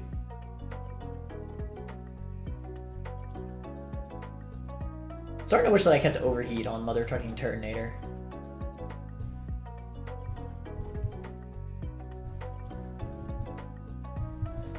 It is at least nice that I can't be crit on Turt. Ugh. The Ice Cube no ice form.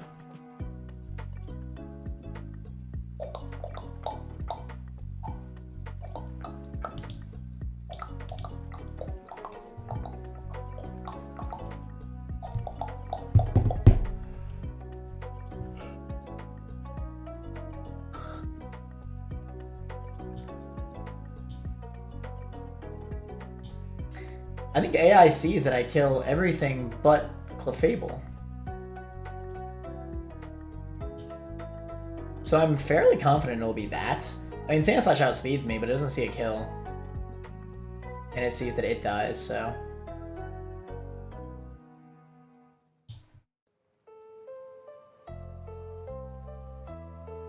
Clefable actually outdamages me. It also has a weakness policy, keep in mind. Theoretically, Cannon should be pretty free here. Unless it outspeeds Cosmic Powers, then gets the weakness policy, then dicks my ass in.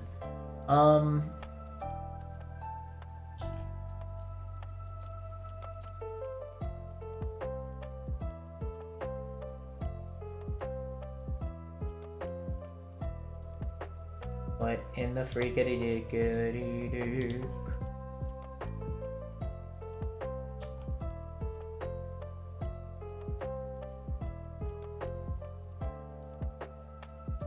You could definitely Cosmic Power on Infernape, is the problem.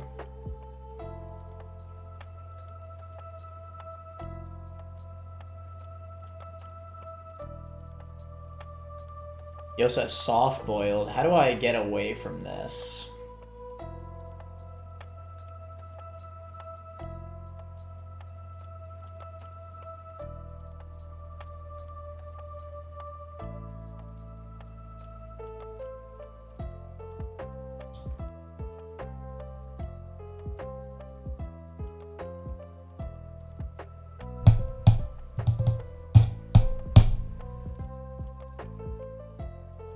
It outspeeds my class, so I can't really encore it. My Prim doesn't outspeed it either.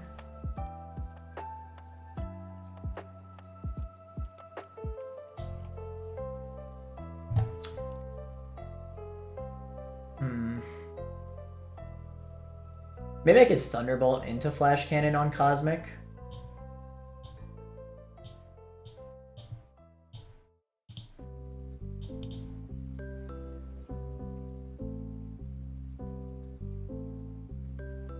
I might be able to do that. Well, the problem is that he might just spam soft-boiled.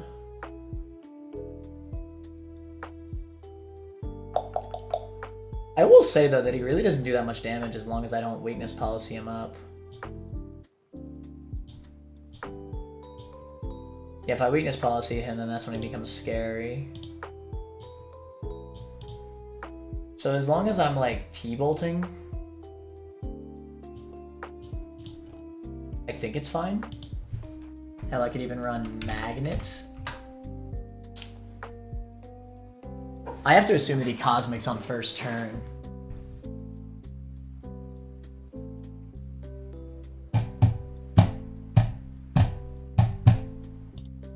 Oh, here's an idea. What if I Frost Breath through?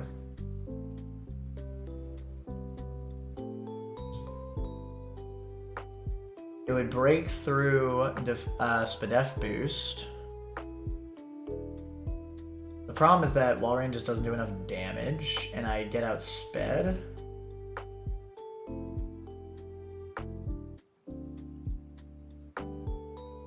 Damn, Walrein's not what it used to be.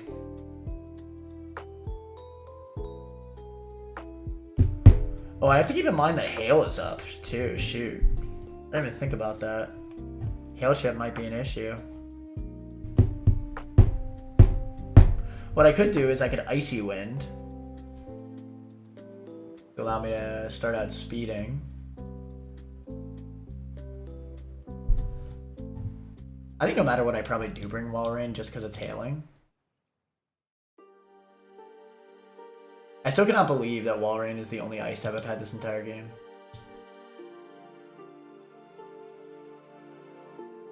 I think Zone is going to be the primary handler of Clef, though. Well, the problem is soft-boiled, man.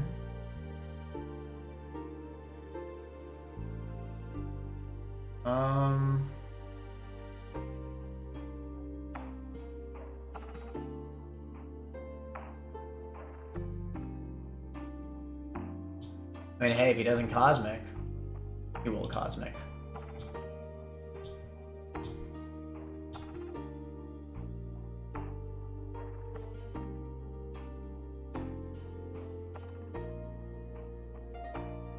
Okay, what if I run a Life Orb?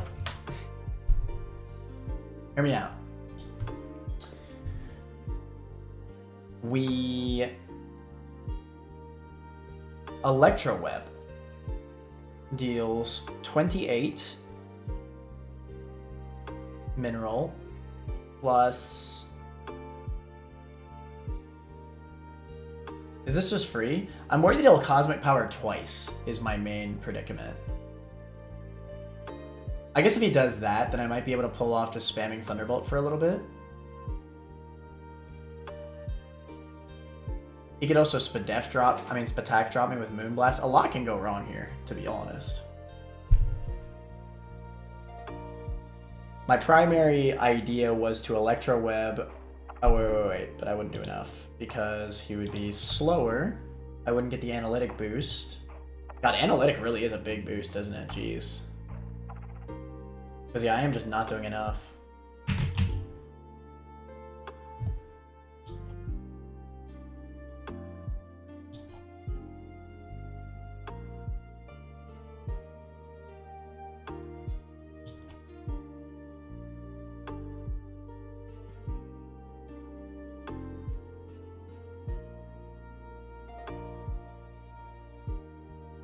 I can't Toxic Stall him.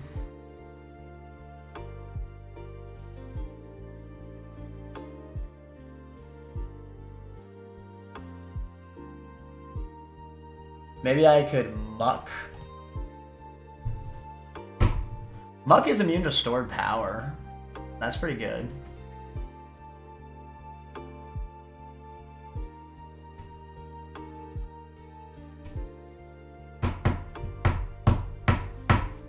I think this is just one of those moments where I just gotta F it Weeball and Prage.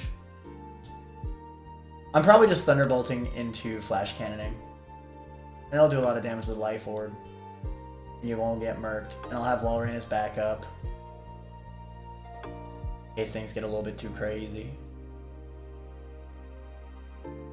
I should be able to get a web off as well.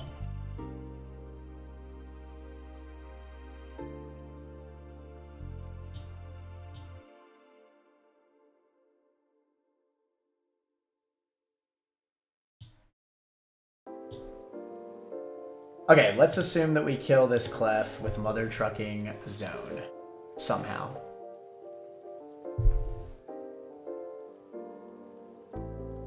What if I just say screw everything and I swap in Muck first on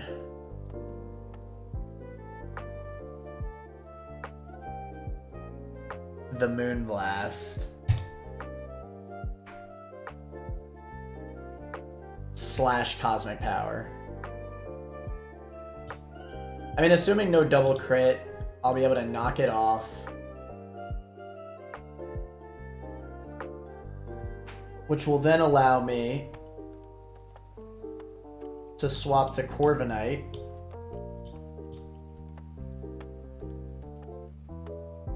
Who does not outspeed.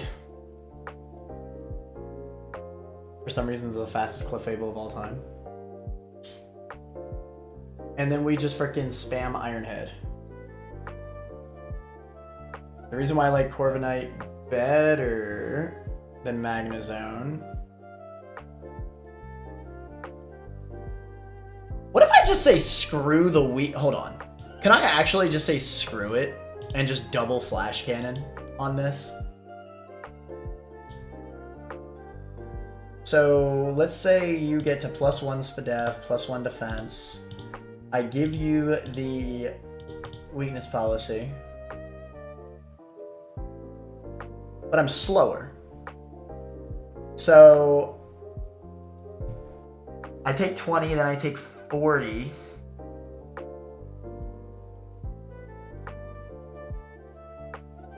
It theoretically would not be enough.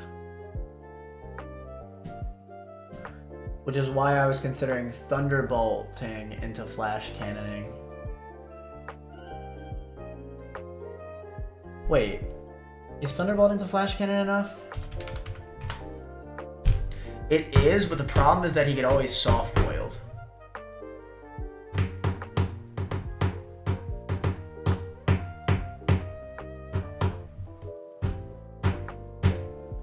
And this entire time I'm taking Hail Chip. I can't afford to stall. Dude, why is this Clef completely ruined me?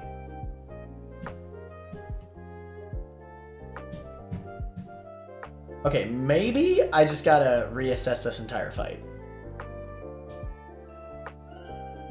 Like, maybe leading into something that will bait Cosmic is a bad thing. No matter what, I'm not letting Aurora Veil go up. You got me messed up.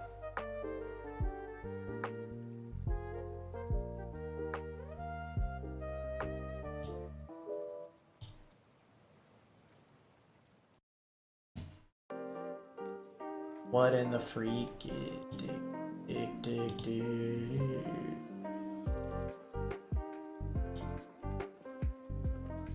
I hate this fight.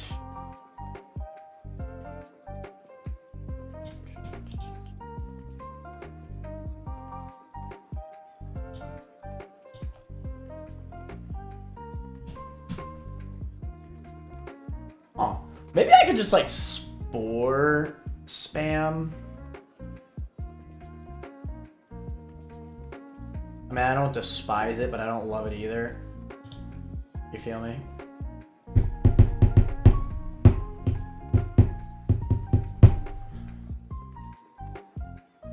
My original idea was to just run pre-burned Facade. I guess I could switch into Moonblast. It's not that big of a deal. The problem is that if he Cosmics on switch in, which he probably will, hold on, with a Life Orb,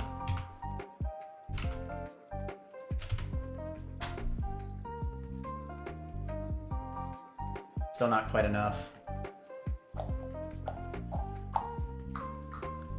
But I mean, if that's the case...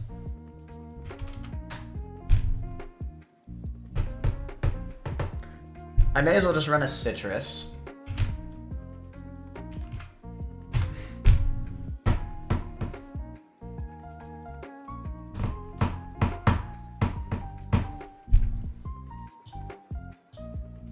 We kill with Facade if he doesn't Cosmic, and if he does Cosmic, and guess what?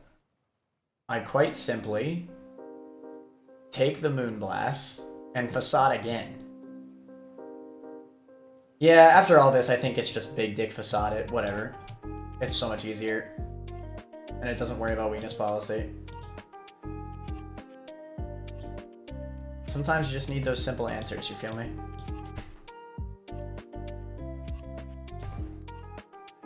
Alright, so...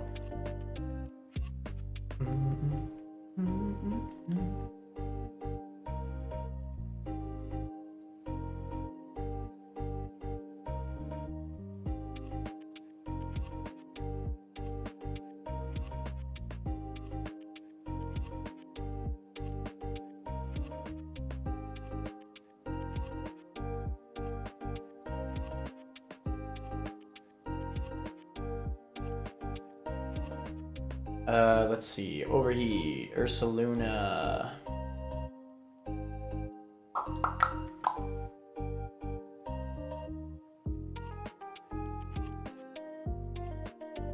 Is going to be pre-burned.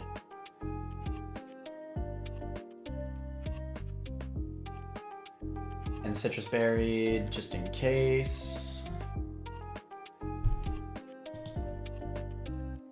Okay, so after I kill Clef, what's next?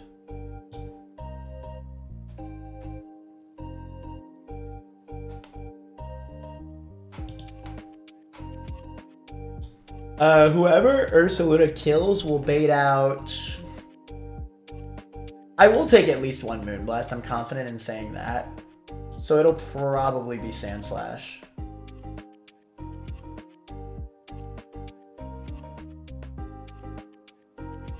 I hope Triple Axle actually is calculated correctly.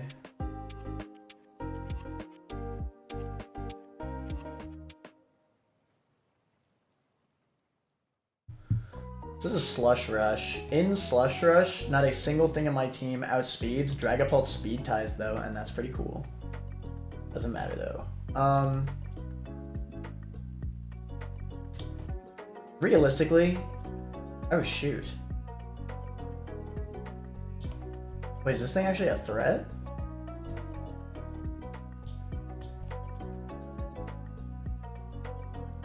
This thing might actually be a threat. What in the freakity dick? What do I even do here? I don't even know. Every day of life at Junior. What the hell is that? Do I even do? Bascu Legion. Bascu Legion is the goat. Yeah, that's right, he is the goat. Bascu Legion is the goat with the mother trucking superpower. We will kill in one. Yeah, that's right, just one attack. And it eats every other attack. Omega easily. Superpower Legion is truly the goat. We will take mother trucking, probably mother truck, 2 attacks. So let's assume 60. I'm tired of this song. I feel like I've heard this a million times.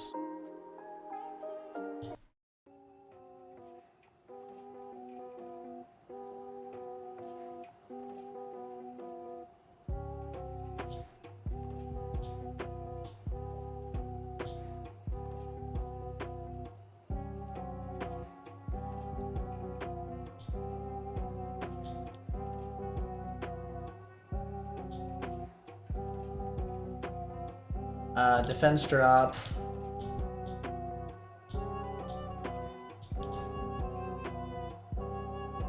I don't think I like this mix.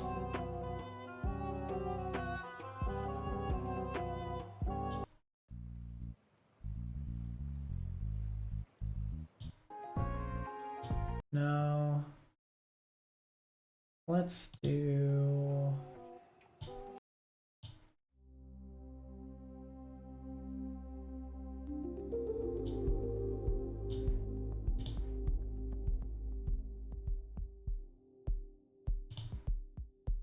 Okay. So realistically, it's probably Ice Cube head smash here.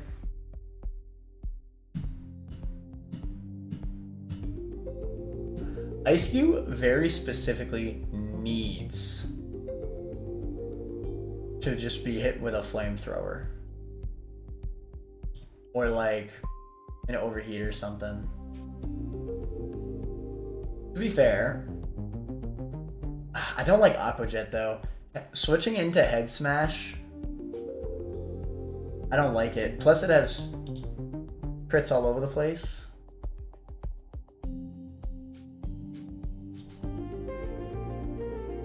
I would need to specifically bait out Aqua Jet. Which theoretically, could I do it? I think I could actually. Oh, but Flamethrower doesn't even see kill. Oh my god. That's what I need to overheat for, man.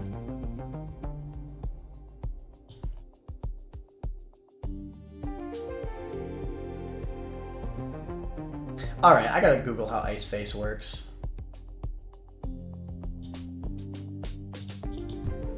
Ice Face Pokemon.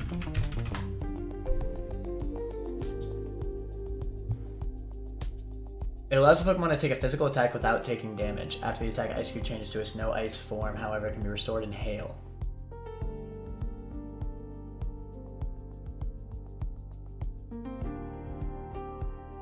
A physical attack without taking damage. So it's any physical attack, basically.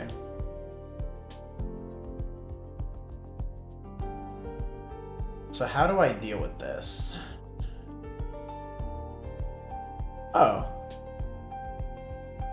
Oh, this is so much easier than I realized. Unless he can belly drum. I should probably bring a sack, just in case. I think theoretically, he should go for head smash. But I really shouldn't risk anything. Like if he gets to +6, he could just kill Magnezone with head smash. Ah shoot, if he belly drums up, Aqua Jet will just kill Infernape. I really cannot let belly drum happen, otherwise I'm just gonna get swept.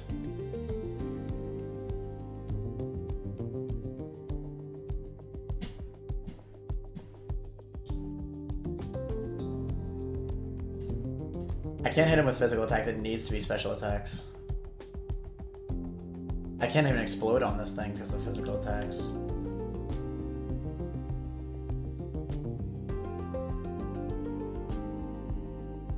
The Ice Face will just continuously be rejuvenated.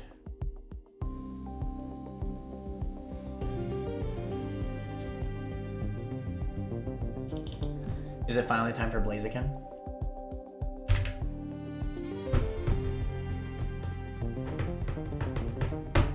I'm just saying, Blaziken outspeeds.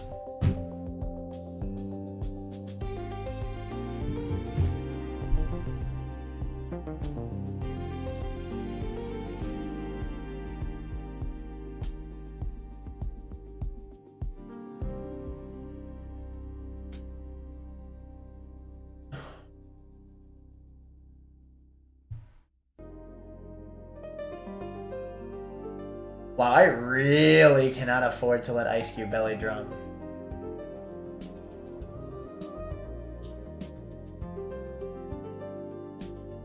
I think I just want to bring something to sack. Like Octillery or something. Listen, Octillery, I love you, but like, goddamn, you have not done much. You clicked Water Spout once, and clicked Aqua Jet a few times, and I hyped it up.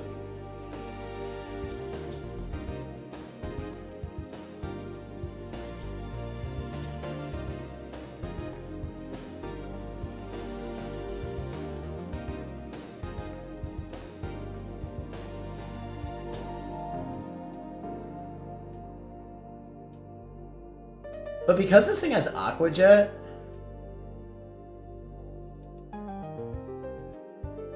I truthfully don't even have like a save condition. Like nothing eats +6 Aqua Jet. And then can retaliate without getting killed themselves.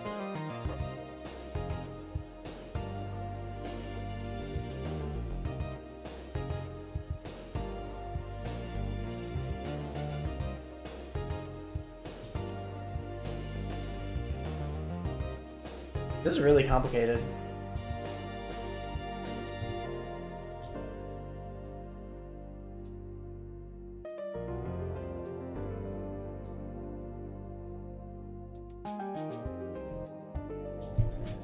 With a life orb, it's not enough.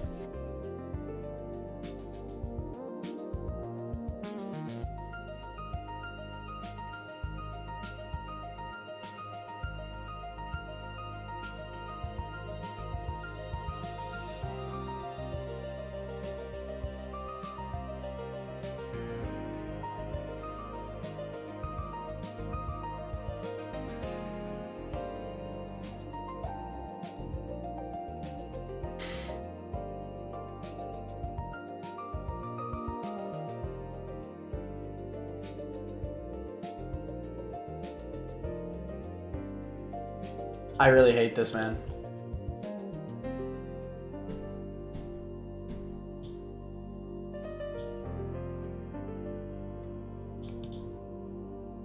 Okay, hold on. Belly drum AI.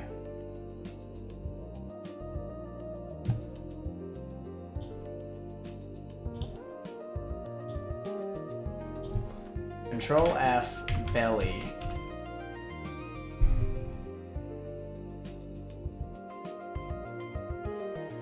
Incapacitated, frozen asleep, or recharging. That was not true, and player cannot KO AImon after a belly drum. Playermon cannot KO AImon after a belly drum. AI sees it as holding a citrus berry. Oh, sees if it is holding a citrus berry. It does not hold a citrus berry, it holds a scope lens.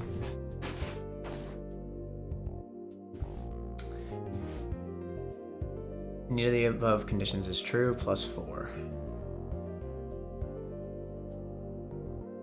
Cannot KO AImon after belly drum. But the calc... See, like, I don't know if... Do they see Ice Face? That's why this is so freaking complicated. Okay, let's say I tried to kill Sand Slash with Turtonator.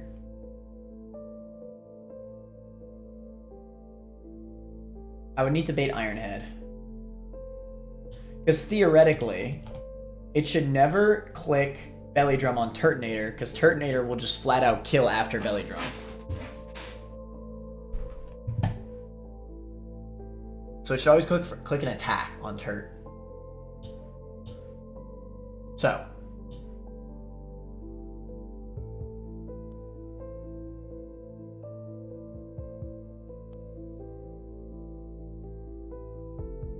I just need to make sure he can never click Belly Drum. Because the moment he clicks Belly Drum, I think I actually just lose. Deadass. Like, I have no answers into this thing. Oh, funnily enough, if he doesn't crit Aqua Jet, Infernape actually could live. But he has a scope lens, so it's definitely feasible that he crits. 1 in 8, right? Or no, I think it's actually just 12%. Well, that might be 1 in 8.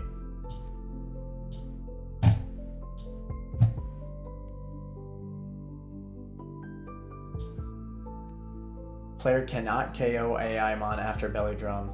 That's just +4. +4 compared to highest damage is irrelevant. So yeah. So we should be fine. As long as we can always kill it after Belly Drum.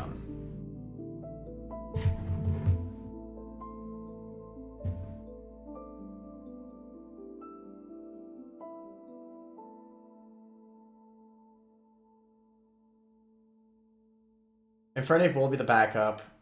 We just need to not get crit. If we get crit, we just lose the entire run. Love to see it.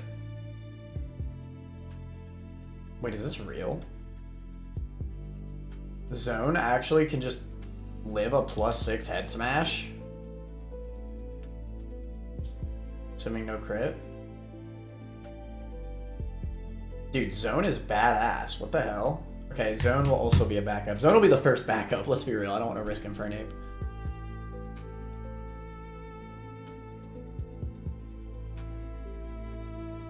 Wait. Yeah.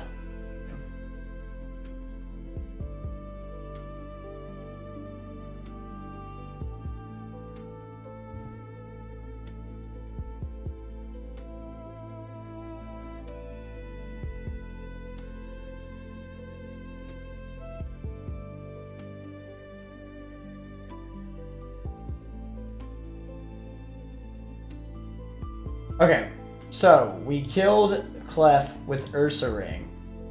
This baits out Sand Slash for triple Axle.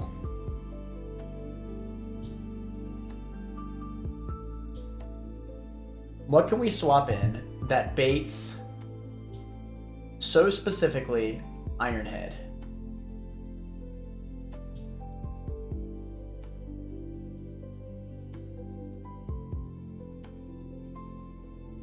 Thankfully, I don't think it can go for SD because it sees that I see kill with high horsepower with Guts. That should be impossible, theoretically. Triple Axle. Does a lot of damage. I need to bait Iron Head. What can bait Iron Head? And also eat the triple Axle. And not EQ.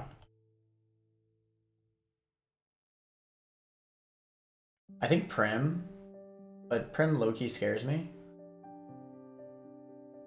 I think this is where I actually pivot in Wall Rain. Immune to Hail.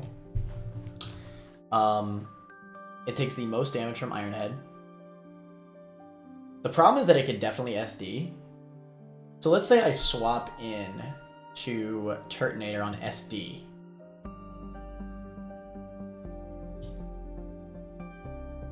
Balls.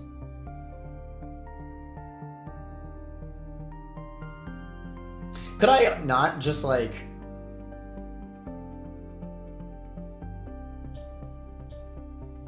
I don't think he can Earthquake. As long as... Okay, 82... Yeah. He should not be able to Earthquake, period. He should only be able to Iron Head or SD. So if we hard swap Infernape... Well, Infernape doesn't work. Because then he'll SD. I'll be at full HP, but then he can just kill me with Earthquake and he outspeeds me.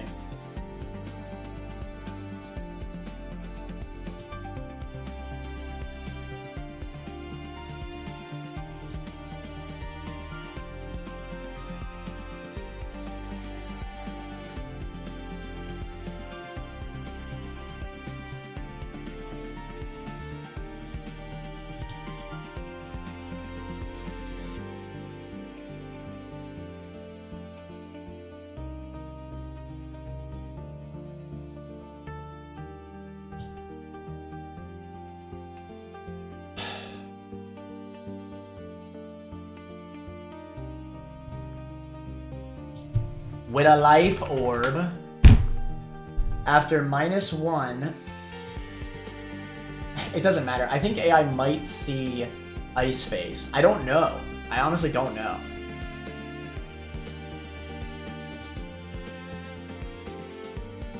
Dude, this sucks.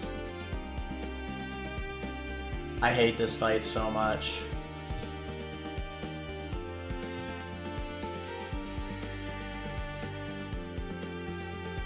Oh my god, I hate this fight.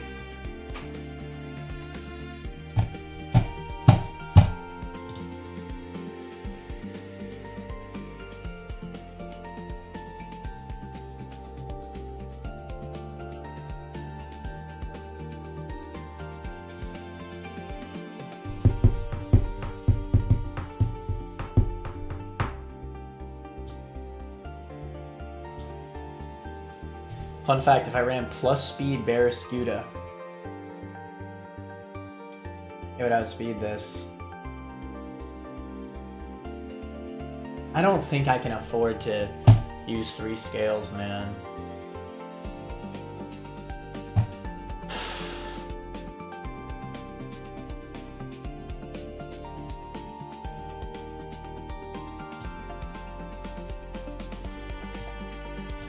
I'm legitimately tired.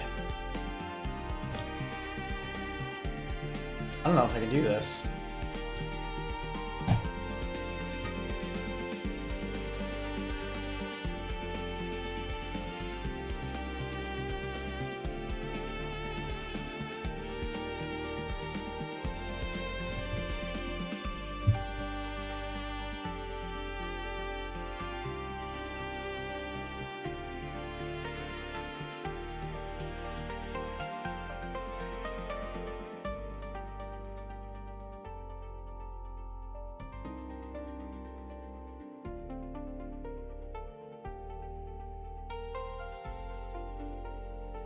I think I'm actually gonna just stop here for now. I wanted to at least make it to Matt, but there's just no way. My head's starting to hurt, man. Too much.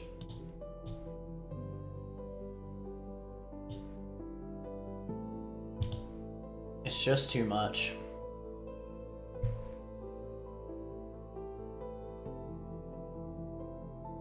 Well, silver lining. We caught the Electrode today. That's pretty hype. That is indeed pretty hype. That'll be it for today. I should be back tomorrow. We'll finish off the Aqua Grunts and maybe take on Matt as well. Thank you so much for watching. Later, manners. Maybe Maxie too. Let's go.